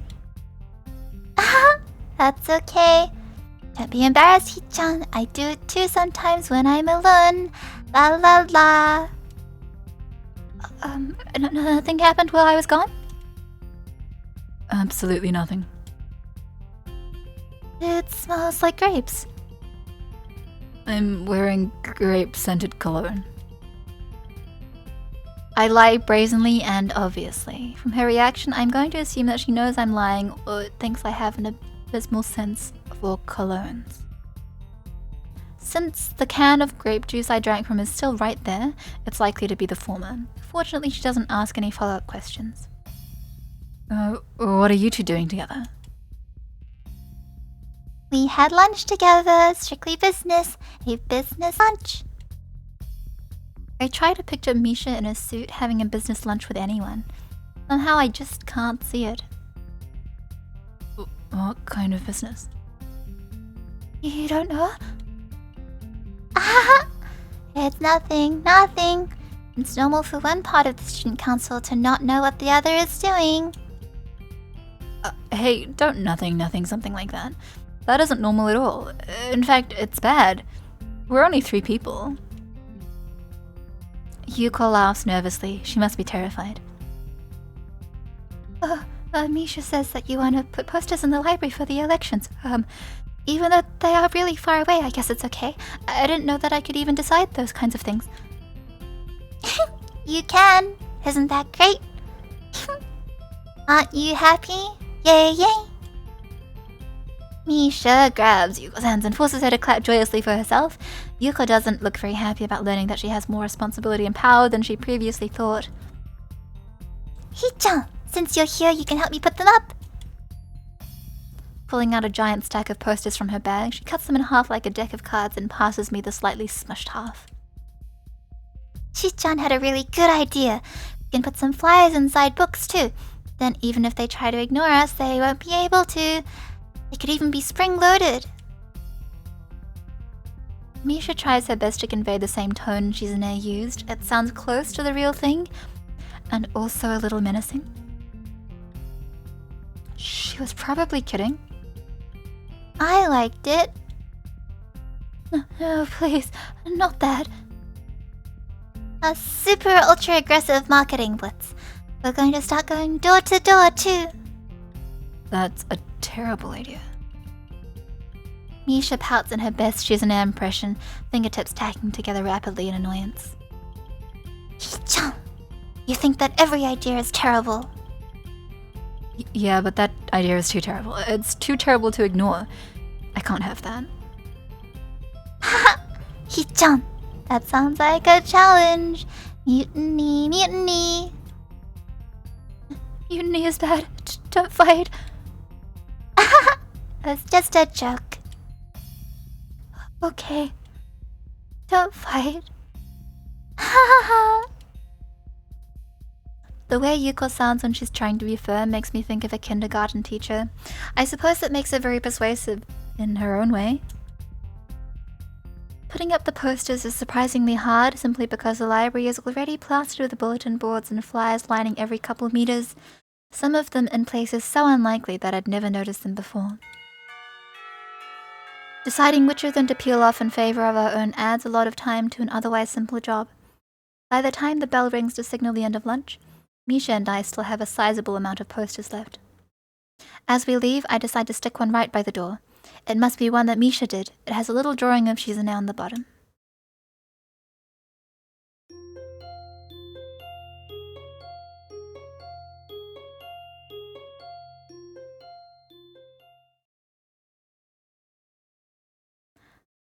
You know, I don't think we can reach the end like this. I feel like there's a little bit too long to go. Fingers crossed. A couple days later, Shizune heads off to go eat lunch by herself and doesn't come back. She must be really swamped. She must really be swamped with student council work, although I know that she probably made most of that work for herself. When I get to the student council room, I find the door unlocked. Before opening it, I hold back for a second to see if I'll hear Misha's laughing through it.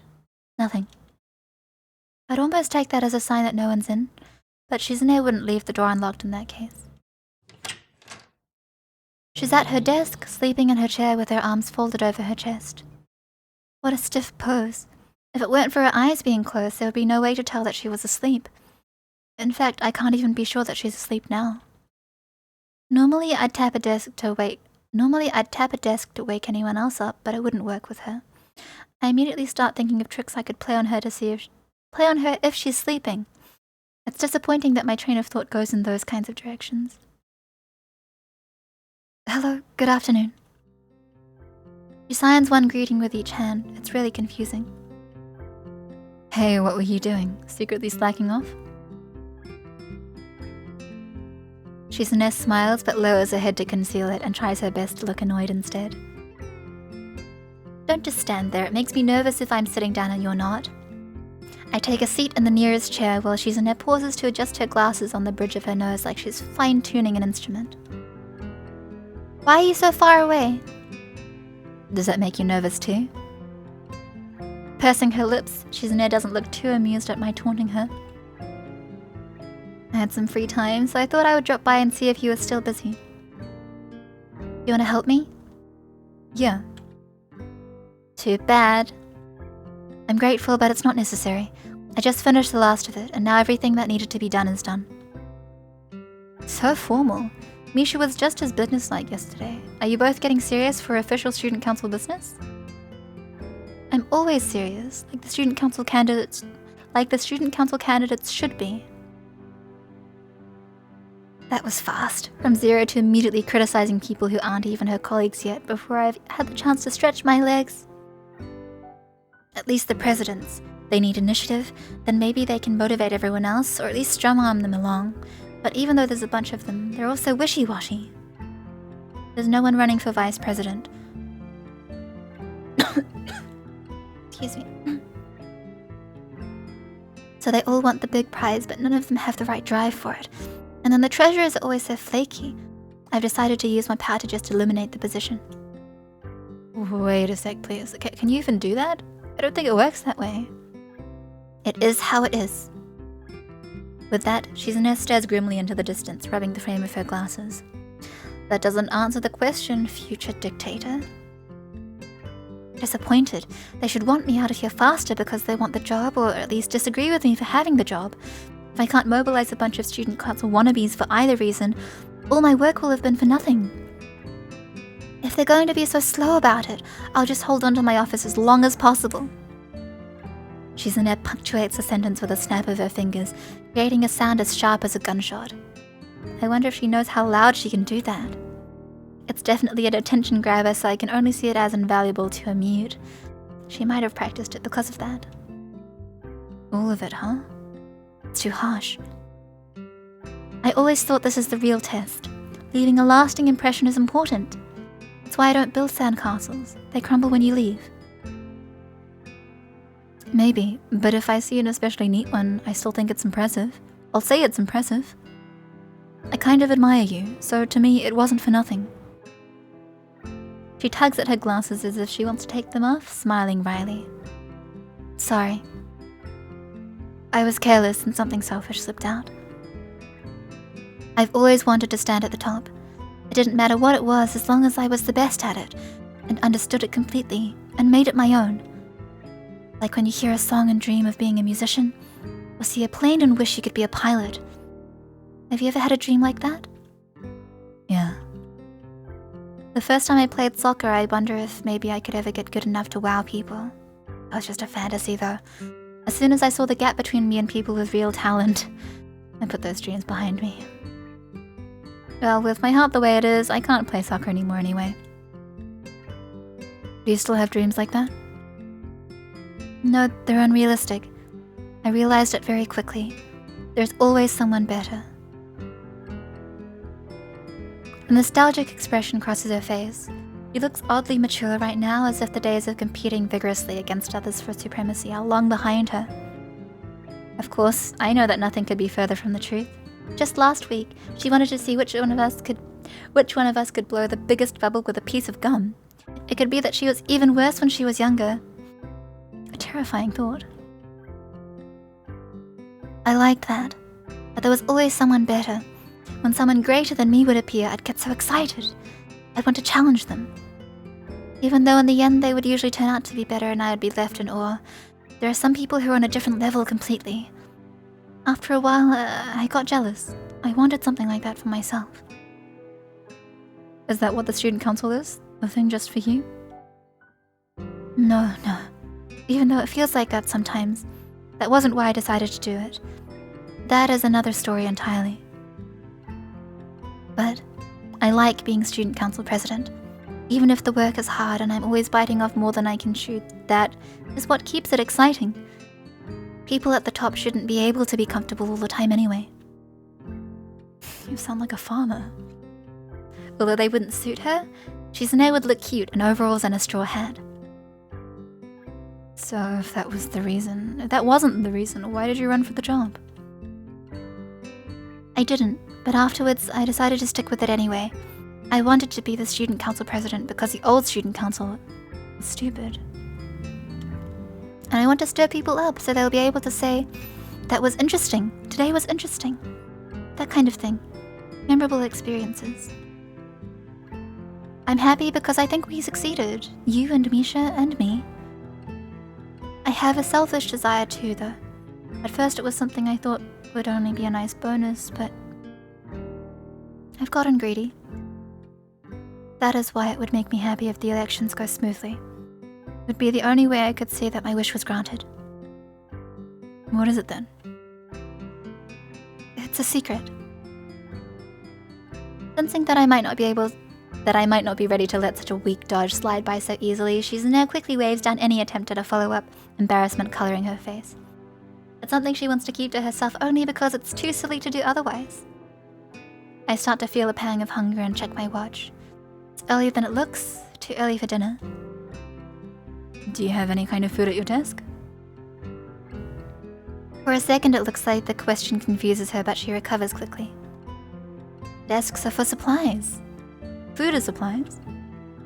You should have eaten lunch. I didn't think it would be a problem if I didn't. If I was working, I wouldn't have to think about it. I'd be too busy to be hungry. She puts a hand up to her mouth in a poor attempt to conceal a laugh and tries to hide it further by pretending to use it to push her glasses further up the bridge of her nose. I guess you're not, since you already ate. I'm not good enough to sign the appropriate words, so I settled for pointing at the stack of Chinese food containers leaning precariously out of the top of her trash can. Those are from yesterday. Then we're both hungry. Let's get something to eat. Not from the cafeteria. There wasn't anything good at lunch, so I really doubt there will be anything good left over. Order something? Ordering out 2 days in a row is unnatural, only in case of emergencies. That is my personal policy. This is why she should think of putting some snacks on her desk. It would be an easier way of dealing with these kinds of emergencies. I want to tell her, but signing out how hungry I am like 5 times has made me too tired to be a smartass. The temptation is really great though. Hi. Hi. Crawls in Misha. Oh gosh. Oh, I can do this. I can Misha away a little bit more. Hold on. Hold on.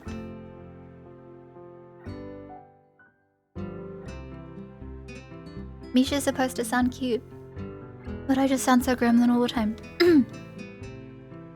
Misha's distinctive up and down voice sounds muffled through the door. She bursts in a second later. Power be with me. Oh. Hi-chan, you're here too? Two? How did you know there was already someone in here? If it opens, someone is inside. Am I interrupting? Shizune shakes her head. Great, that's really great. But I was sure I would be. Is this a break? I thought so too, but it turns out everything student council related is over for now. Is that why you're here? Yeah, that's right, Hi-chan. Sorry to disappoint you. We were just discussing whether or not to order out for dinner. That sounds fun. Shizune isn't being very fun about it though. She says that she can't order food 2 days in a row. Are you hungry too? Because if you are, we could outvote her. That sounds fun, Hi-chan. And I am a little hungry. I thought you would say it sounds like mutiny. Shizune pinches the frame of her glasses, clearly thinking that it does seem like mutiny, but being outvoted by a clear 2-to-1 margin, there is nothing she can do. Misha already has her phone out. It's awfully garish. Hi-chan, you promised we would have a student council thing just for us, right?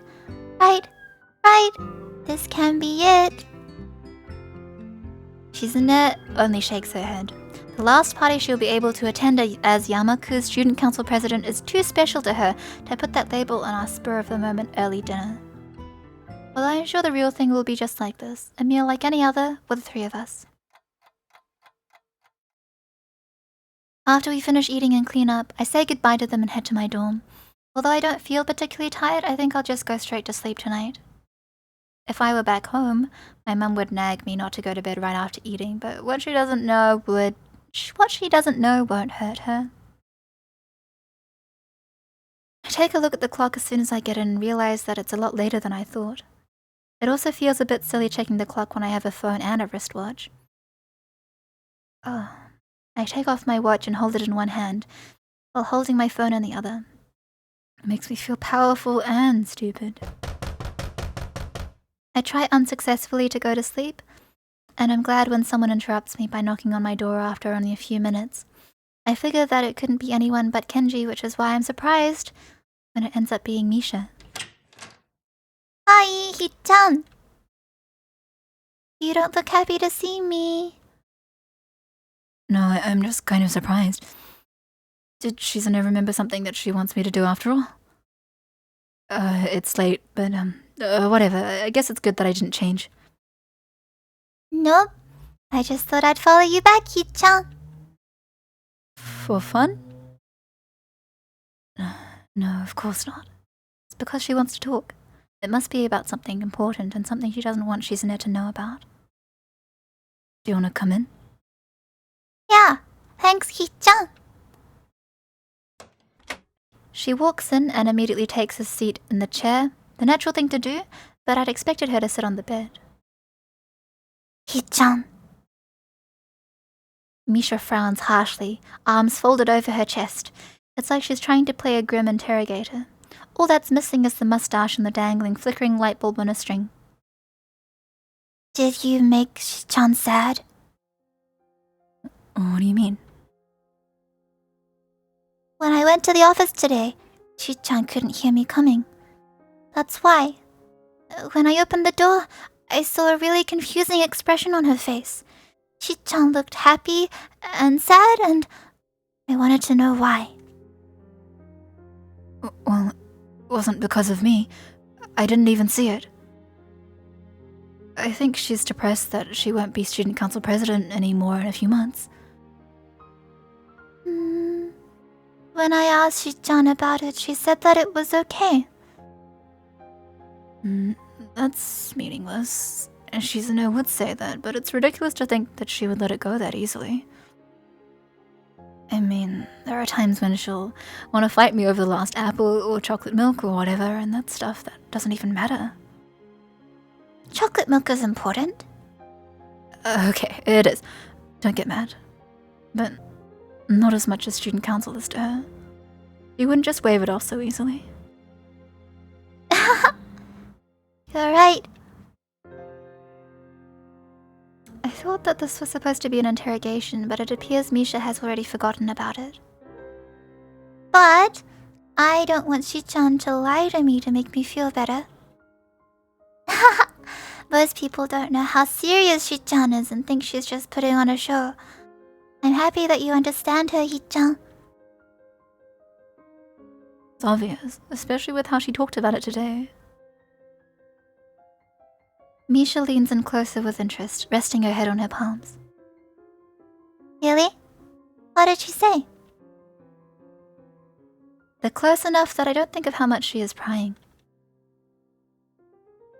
Why she joined the student council, sort of.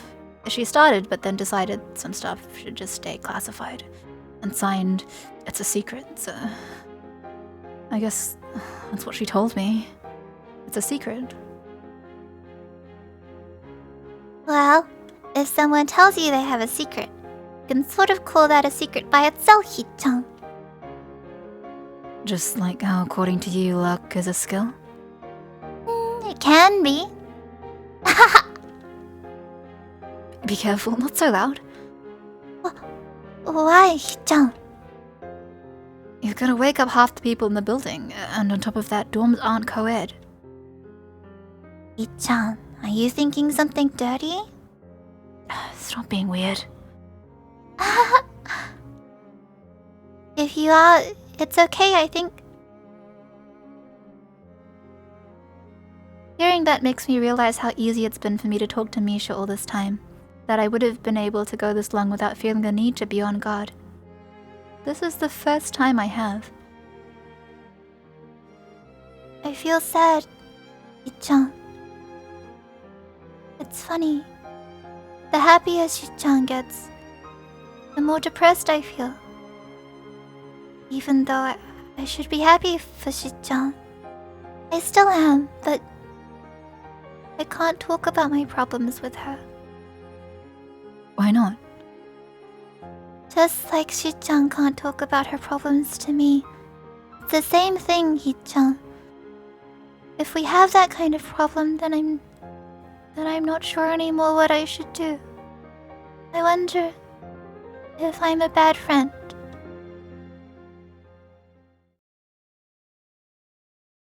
Misha gets up and quickly drops herself on the bed until we're sitting only a few inches apart. Just a couple seconds later, she pushes her head forward and gives me a light kiss. It misses my lips, more due to bad aim on her part than because of me. What are you doing? Although it's just a formality, I'd be stupid to not know what she's getting at. It's just that it seems so unlikely that I'm hoping there'll be some way I won't have to deal with it. Now she decides to be shy and giggles, embarrassed. Do you like me, Hichan? Yeah. Her head is buried in my chest. It feels like she's talking into my scar. She might be able to feel it brushing against her cheek. I'd tried too hard to hide it from both of them before. It seems like such a dumb thing to have worried so much about, in retrospect. Please comfort me, Hichan, just for today.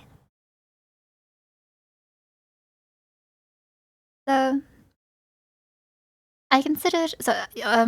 obviously this is a route that I've played before and I had considered the best line of action in terms of how I would romance these girls for a video recording, right? And so there is a branch here in Shizune's route where you can choose to comfort Misha or you can refuse. This is the choice.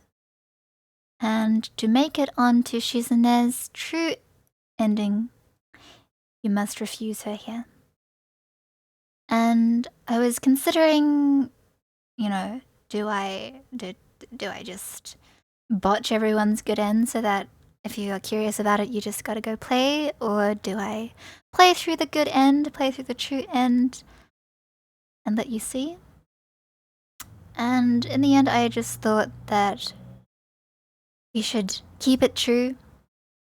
Let's stay true to the girls' roots. So we are going to say no.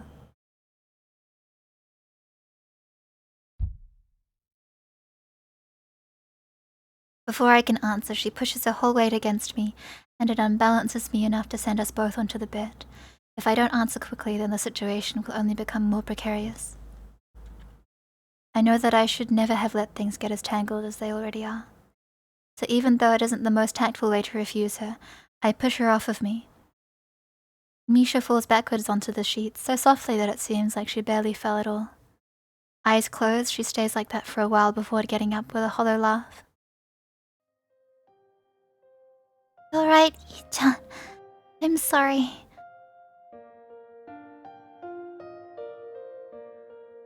I'm not sure how I feel. Regretful slightly, even though I've grown to hate regret. Sad for a multitude of reasons. I'm also a little angry, both at her and myself. And in a way, it seems like I'm not really feeling at all. Don't be. No, Hichan. It's okay. I am. Really. Really. But just asking enough. Just asking was enough for me, I think. I'm happier that you said no. Is that right? Well, that's good. Yeah, it is. Thanks, Hichan. She pulls herself up and leans against the wall. I'm assuming she is. My head hurts so much that I don't bother opening my eyes. I lie on my bed listening to the rustle of my hair brushing against the sheets and the grass waving in the wind outside. I guess that I should say more to reassure her, but I wonder if that would really help. Maybe it would be better to say nothing. I just don't know, although I think that in this situation, there's no one right thing I can do. Good night, Hichan. With that, she leaves, the door clicking shut behind her like a guilty whisper. Maybe it's because I'm eager to put today behind me, but after Misha's gone, I find it much easier to fall asleep. I do so almost instantly.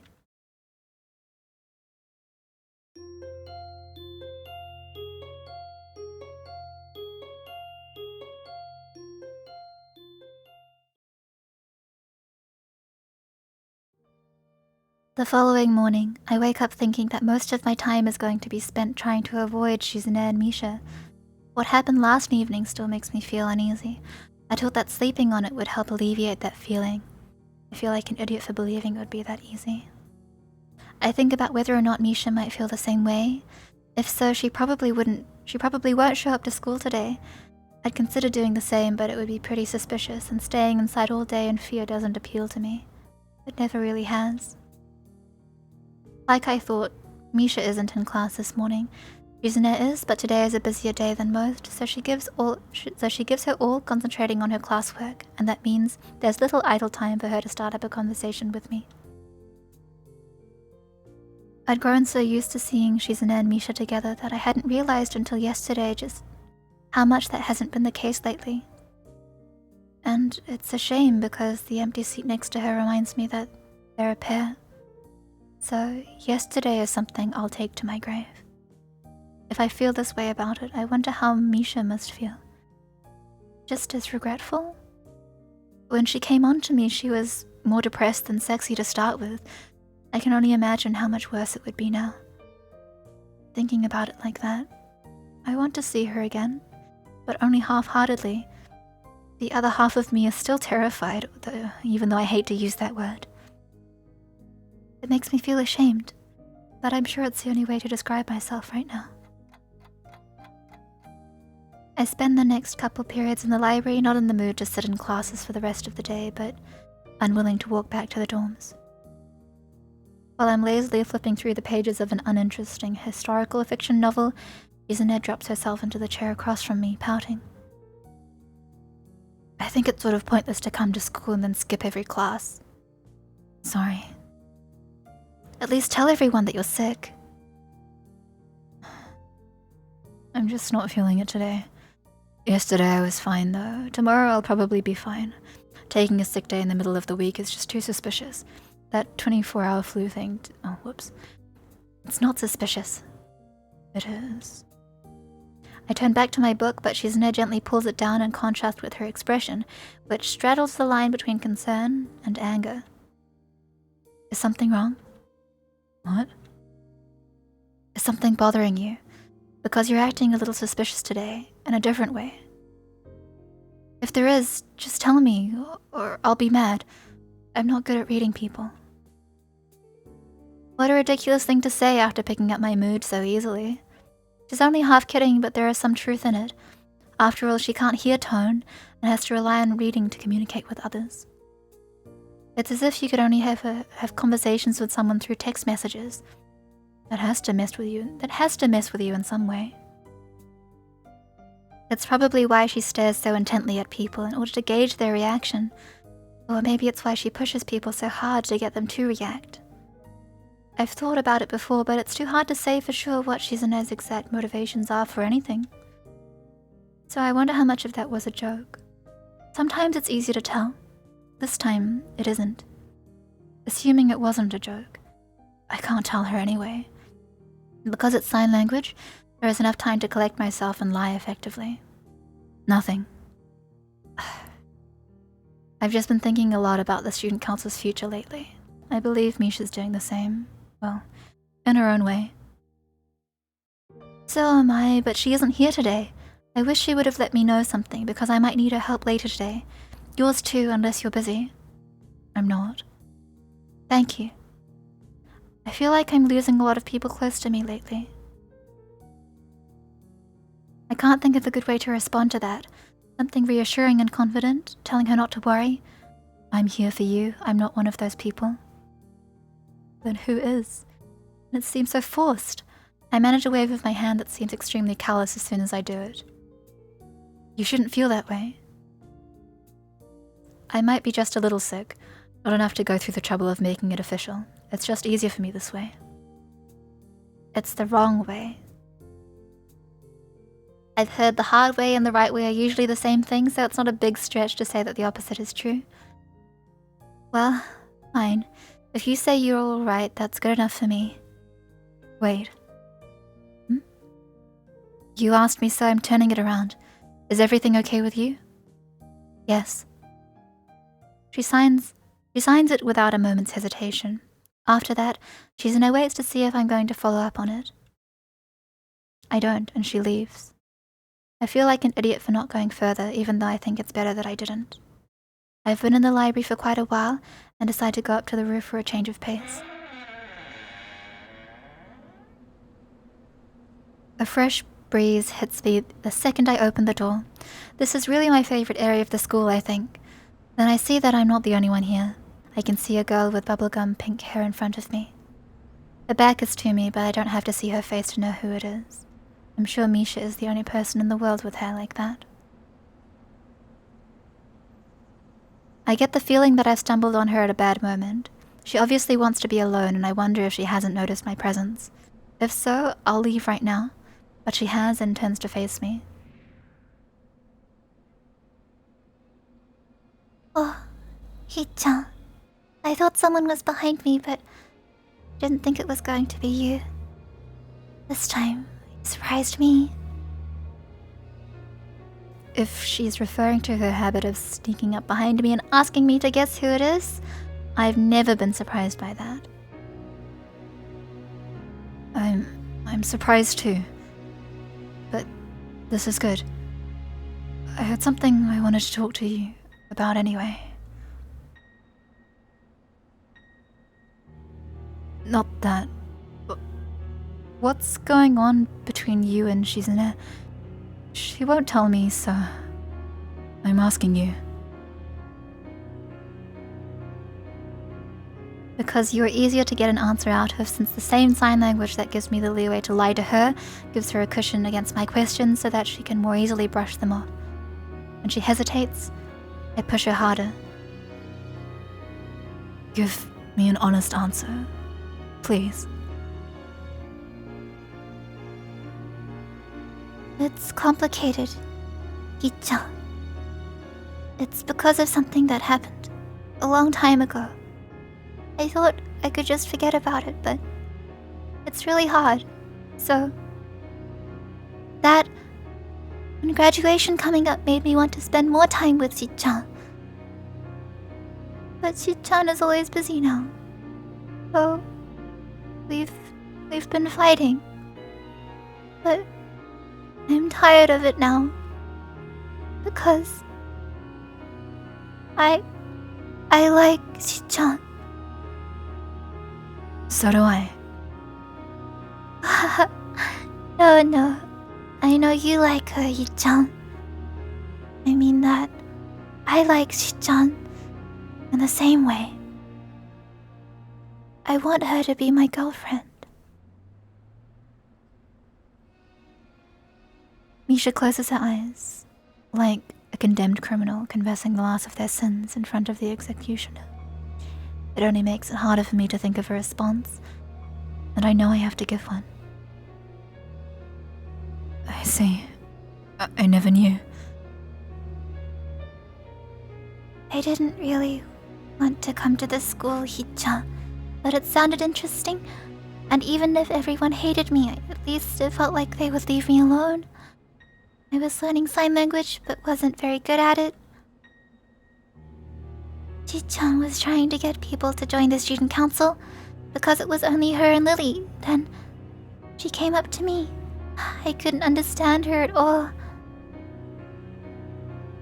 But Hee-chan wouldn't use her pen and paper. She knew that I was taking sign language classes. I was exposed quickly. I didn't know any. That only made her try harder, and I hated Hee-chan and thought she was making fun of me. That wasn't the reason, though. So I slowly fell in love with Hee-chan, and I told her that I loved her. It was in the student council room. You know? When it was just the two of us. I had these fantasies of Hee-chan staying alone in the office, trying to put everything together by herself. It seemed so lonely to me and so sad. I think I wanted it to be that way. That way I could be there for Hee-chan, and maybe Shi-chan would like me. Even though there was no reason for me to believe it, I did it anyway. I wanted it to be true, so I was okay with letting myself believe it, even though I think I knew. That day was really, really beautiful too, Hi-chan. We were done with everything and I was looking out through the window. Even through the window, the light was so warm. I wanted to stay like that forever, next to Shi-chan. But then I looked at Shi-chan, and she had her back to the window and was still working on something, blocking out the rest of the world. The light was on her shoulders, like when I would put a blanket on my shoulders as a little kid. Misha stops for a second as if trying to hold on to the image of Shizune in her mind. Shi-chan looked... It was like Shi-chan looked in a way that made me want to be with her, but it felt like it would be hard for that to happen. It was a really long time ago. My hair was different back then too. A little messy. I cut it because Shi-chan was always talking about it. Anyway, I told her, right then and there. I confessed. I was rejected. So I thought that was it, Shi-chan. But Shi-chan was always trying to find me, and I hated Shi-chan again for it. And when I asked her why she was doing it, it was because I was her friend. Her cheeks have a hint of red in them. I wonder how much experience she's had with crying that she can keep herself from doing it so well. If she didn't pause to wipe her eyes, I might never have noticed. Having Shi-chan say that made me happy, but also sad, and even though she never meant to hurt me, it still hurts. Even now. Shi-chan has a way of manipulating people, Hi-chan. Sometimes she wants to, and sometimes she doesn't really, but it happens anyway, and sometimes I'm just not sure exactly which one it is. And I feel doubt. I just wish that Chi-chan liked me instead of you. It made me wonder if I was starting to hate you and Chi-chan just a little. I didn't like that. So you were thinking, maybe it would be better if I weren't here at all? She looks confused. The thought has never crossed her mind. That's not it, Hi-chan. I thought about it a lot these last few days, and I don't want to hate anyone. You or Shi-chan. It's so stupid that I ever felt like that. Isn't it, Hi-chan? I don't want to think about that kind of stuff ever again. And missing people, being apart from them, I'm tired of it. I don't want to think about it anymore. I already did though, so I'm still really the worst kind of person. I wasn't thinking that it would be better if Hi-chan had never come to the school. I was thinking, wouldn't it be better if I just died?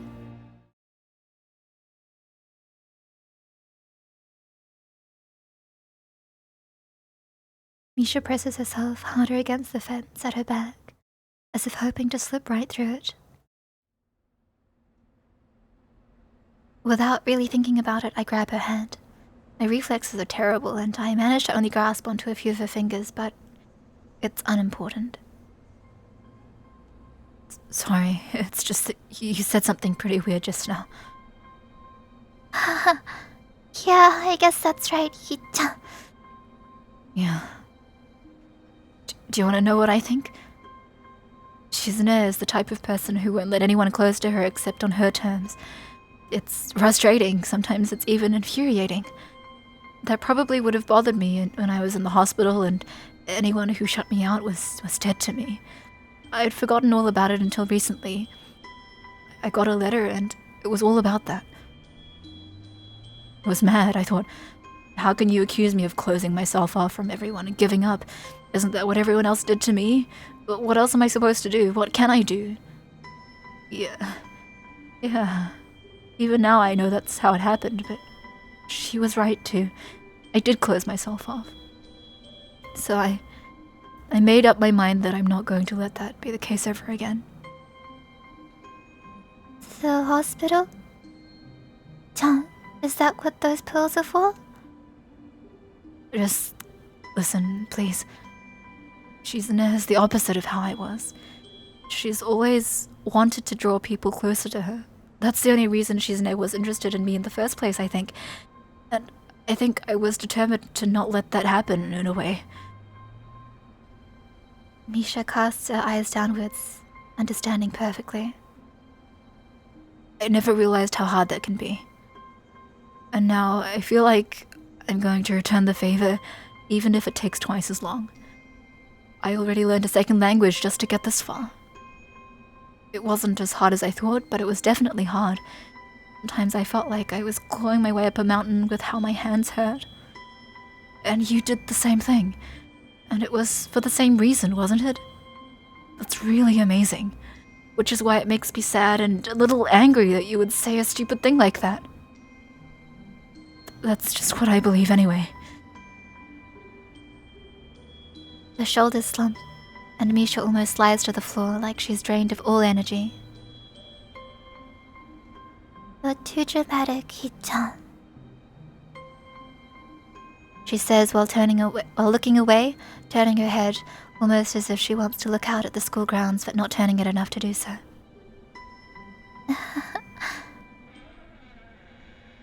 The door behind us opens, the sound only barely able to be heard over the ambient breeze. I've been looking everywhere for you two. Is this some secret meeting? She walks over to us, leaning against the fence. English. As if she needs to stop and catch her breath before pushing herself off it and continuing. I'm bored sitting in the student council room every day now without either of you ever coming by. Taking some time off is fine, but this is just too much. Normally, Misha and I would be jokingly making excuses for ourselves at this point. This time, there's only silence. Shizune, always expecting resistance, is thrown off balance by the lack of it. A few seconds pass in uneasy silence, which Shizune breaks with an ear-shattering snap of her fingers, smiling as if to say Eureka. Let's go do something together. Like what? Anything. We should go to the student council room first and then figure it out from there. That seems like a trick to get us to do work instead. Very funny. Misha laughs, managing to let out a restrained wahaha. That Shizune can't see it makes me feel better. It means that it wasn't only for her benefit. I was thinking that you both actually could help me with something. What else is there? We can't go out to eat. We already ordered in yesterday, and that was already breaking policy. 3 days in a row would be unforgivable. But that was ordering in, Shi-chan. Going out to eat is different. Yeah, totally different. You're both kidding yourselves. Before I can reply, Shizune grabs my hand, limiting my ability to do so. My options cut down so drastically, I have no choice but to settle for making a face at her instead. She makes one back before extending her hand to Misha as well. When Misha is reluctant to take it, I walk forward as far as holding onto Shizune at the same time will allow me and take her hand myself. She only has a second to smile before Shizune starts pulling us impatiently towards the door, binding us together like a human chain. although it's dangerous, none of us seem to think of letting go any step of the way, through the school, out the doors, and across the grounds.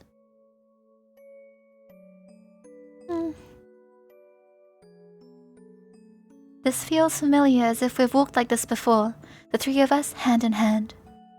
Of course, the mood was a lot happier back then. The mood was a lot happier then.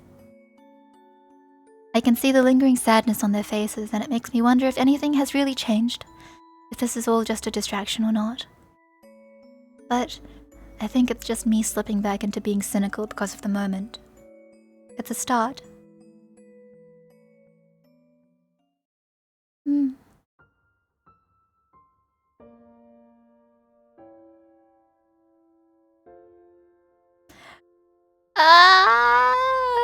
We weren't done. We weren't done. Yabai. Yabai.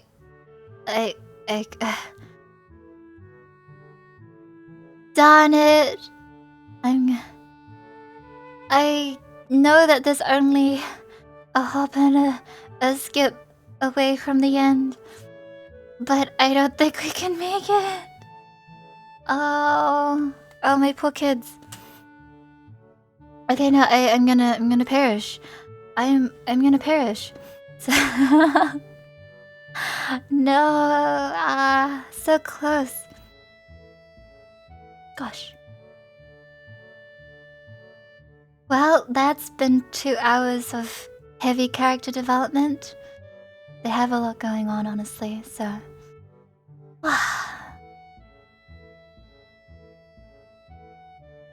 Wow. No, I'm gonna save.